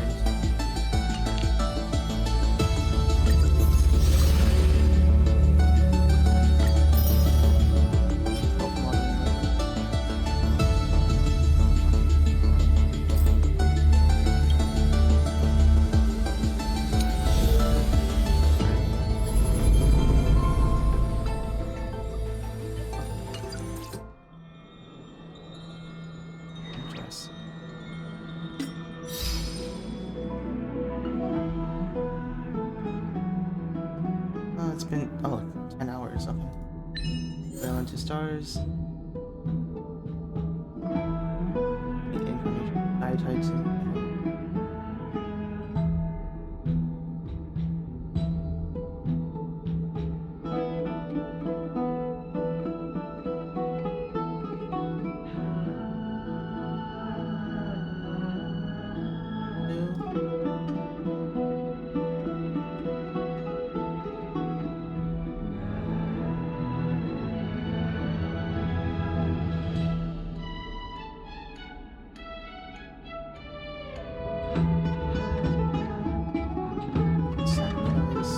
First arrow, yep. Fall into Lycus's cage.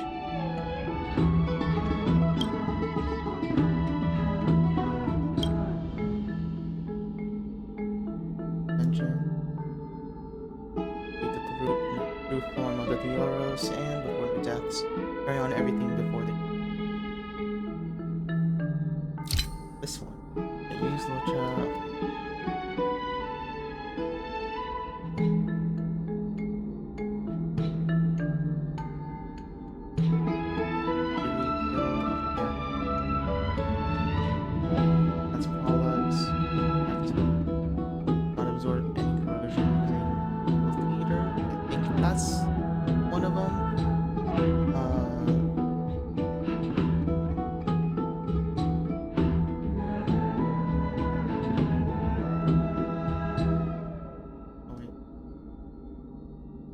Okay, this one.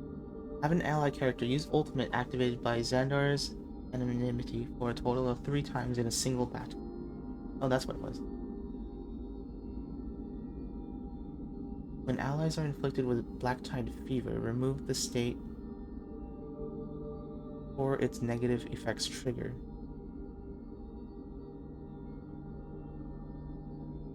Was that Gallagher? Oh yeah. Unlimited blade works against the Yenting. Let's see. Audiobook.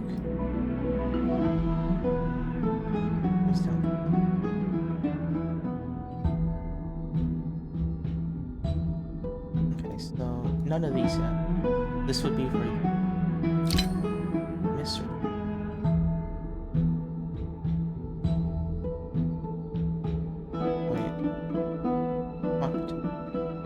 Also do this one for today. Use Oryx's prayer to cause an object to remain in the rewind state for longer than 30 seconds.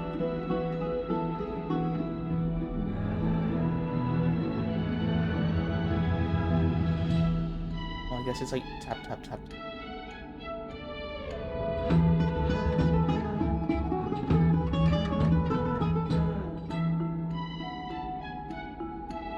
Step into the seabed or luminous remains where time freezes.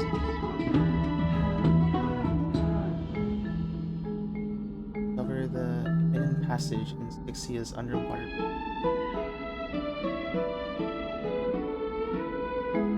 Oh, that's okay.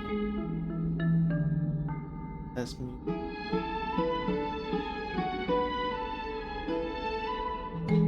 Not all grapes meet.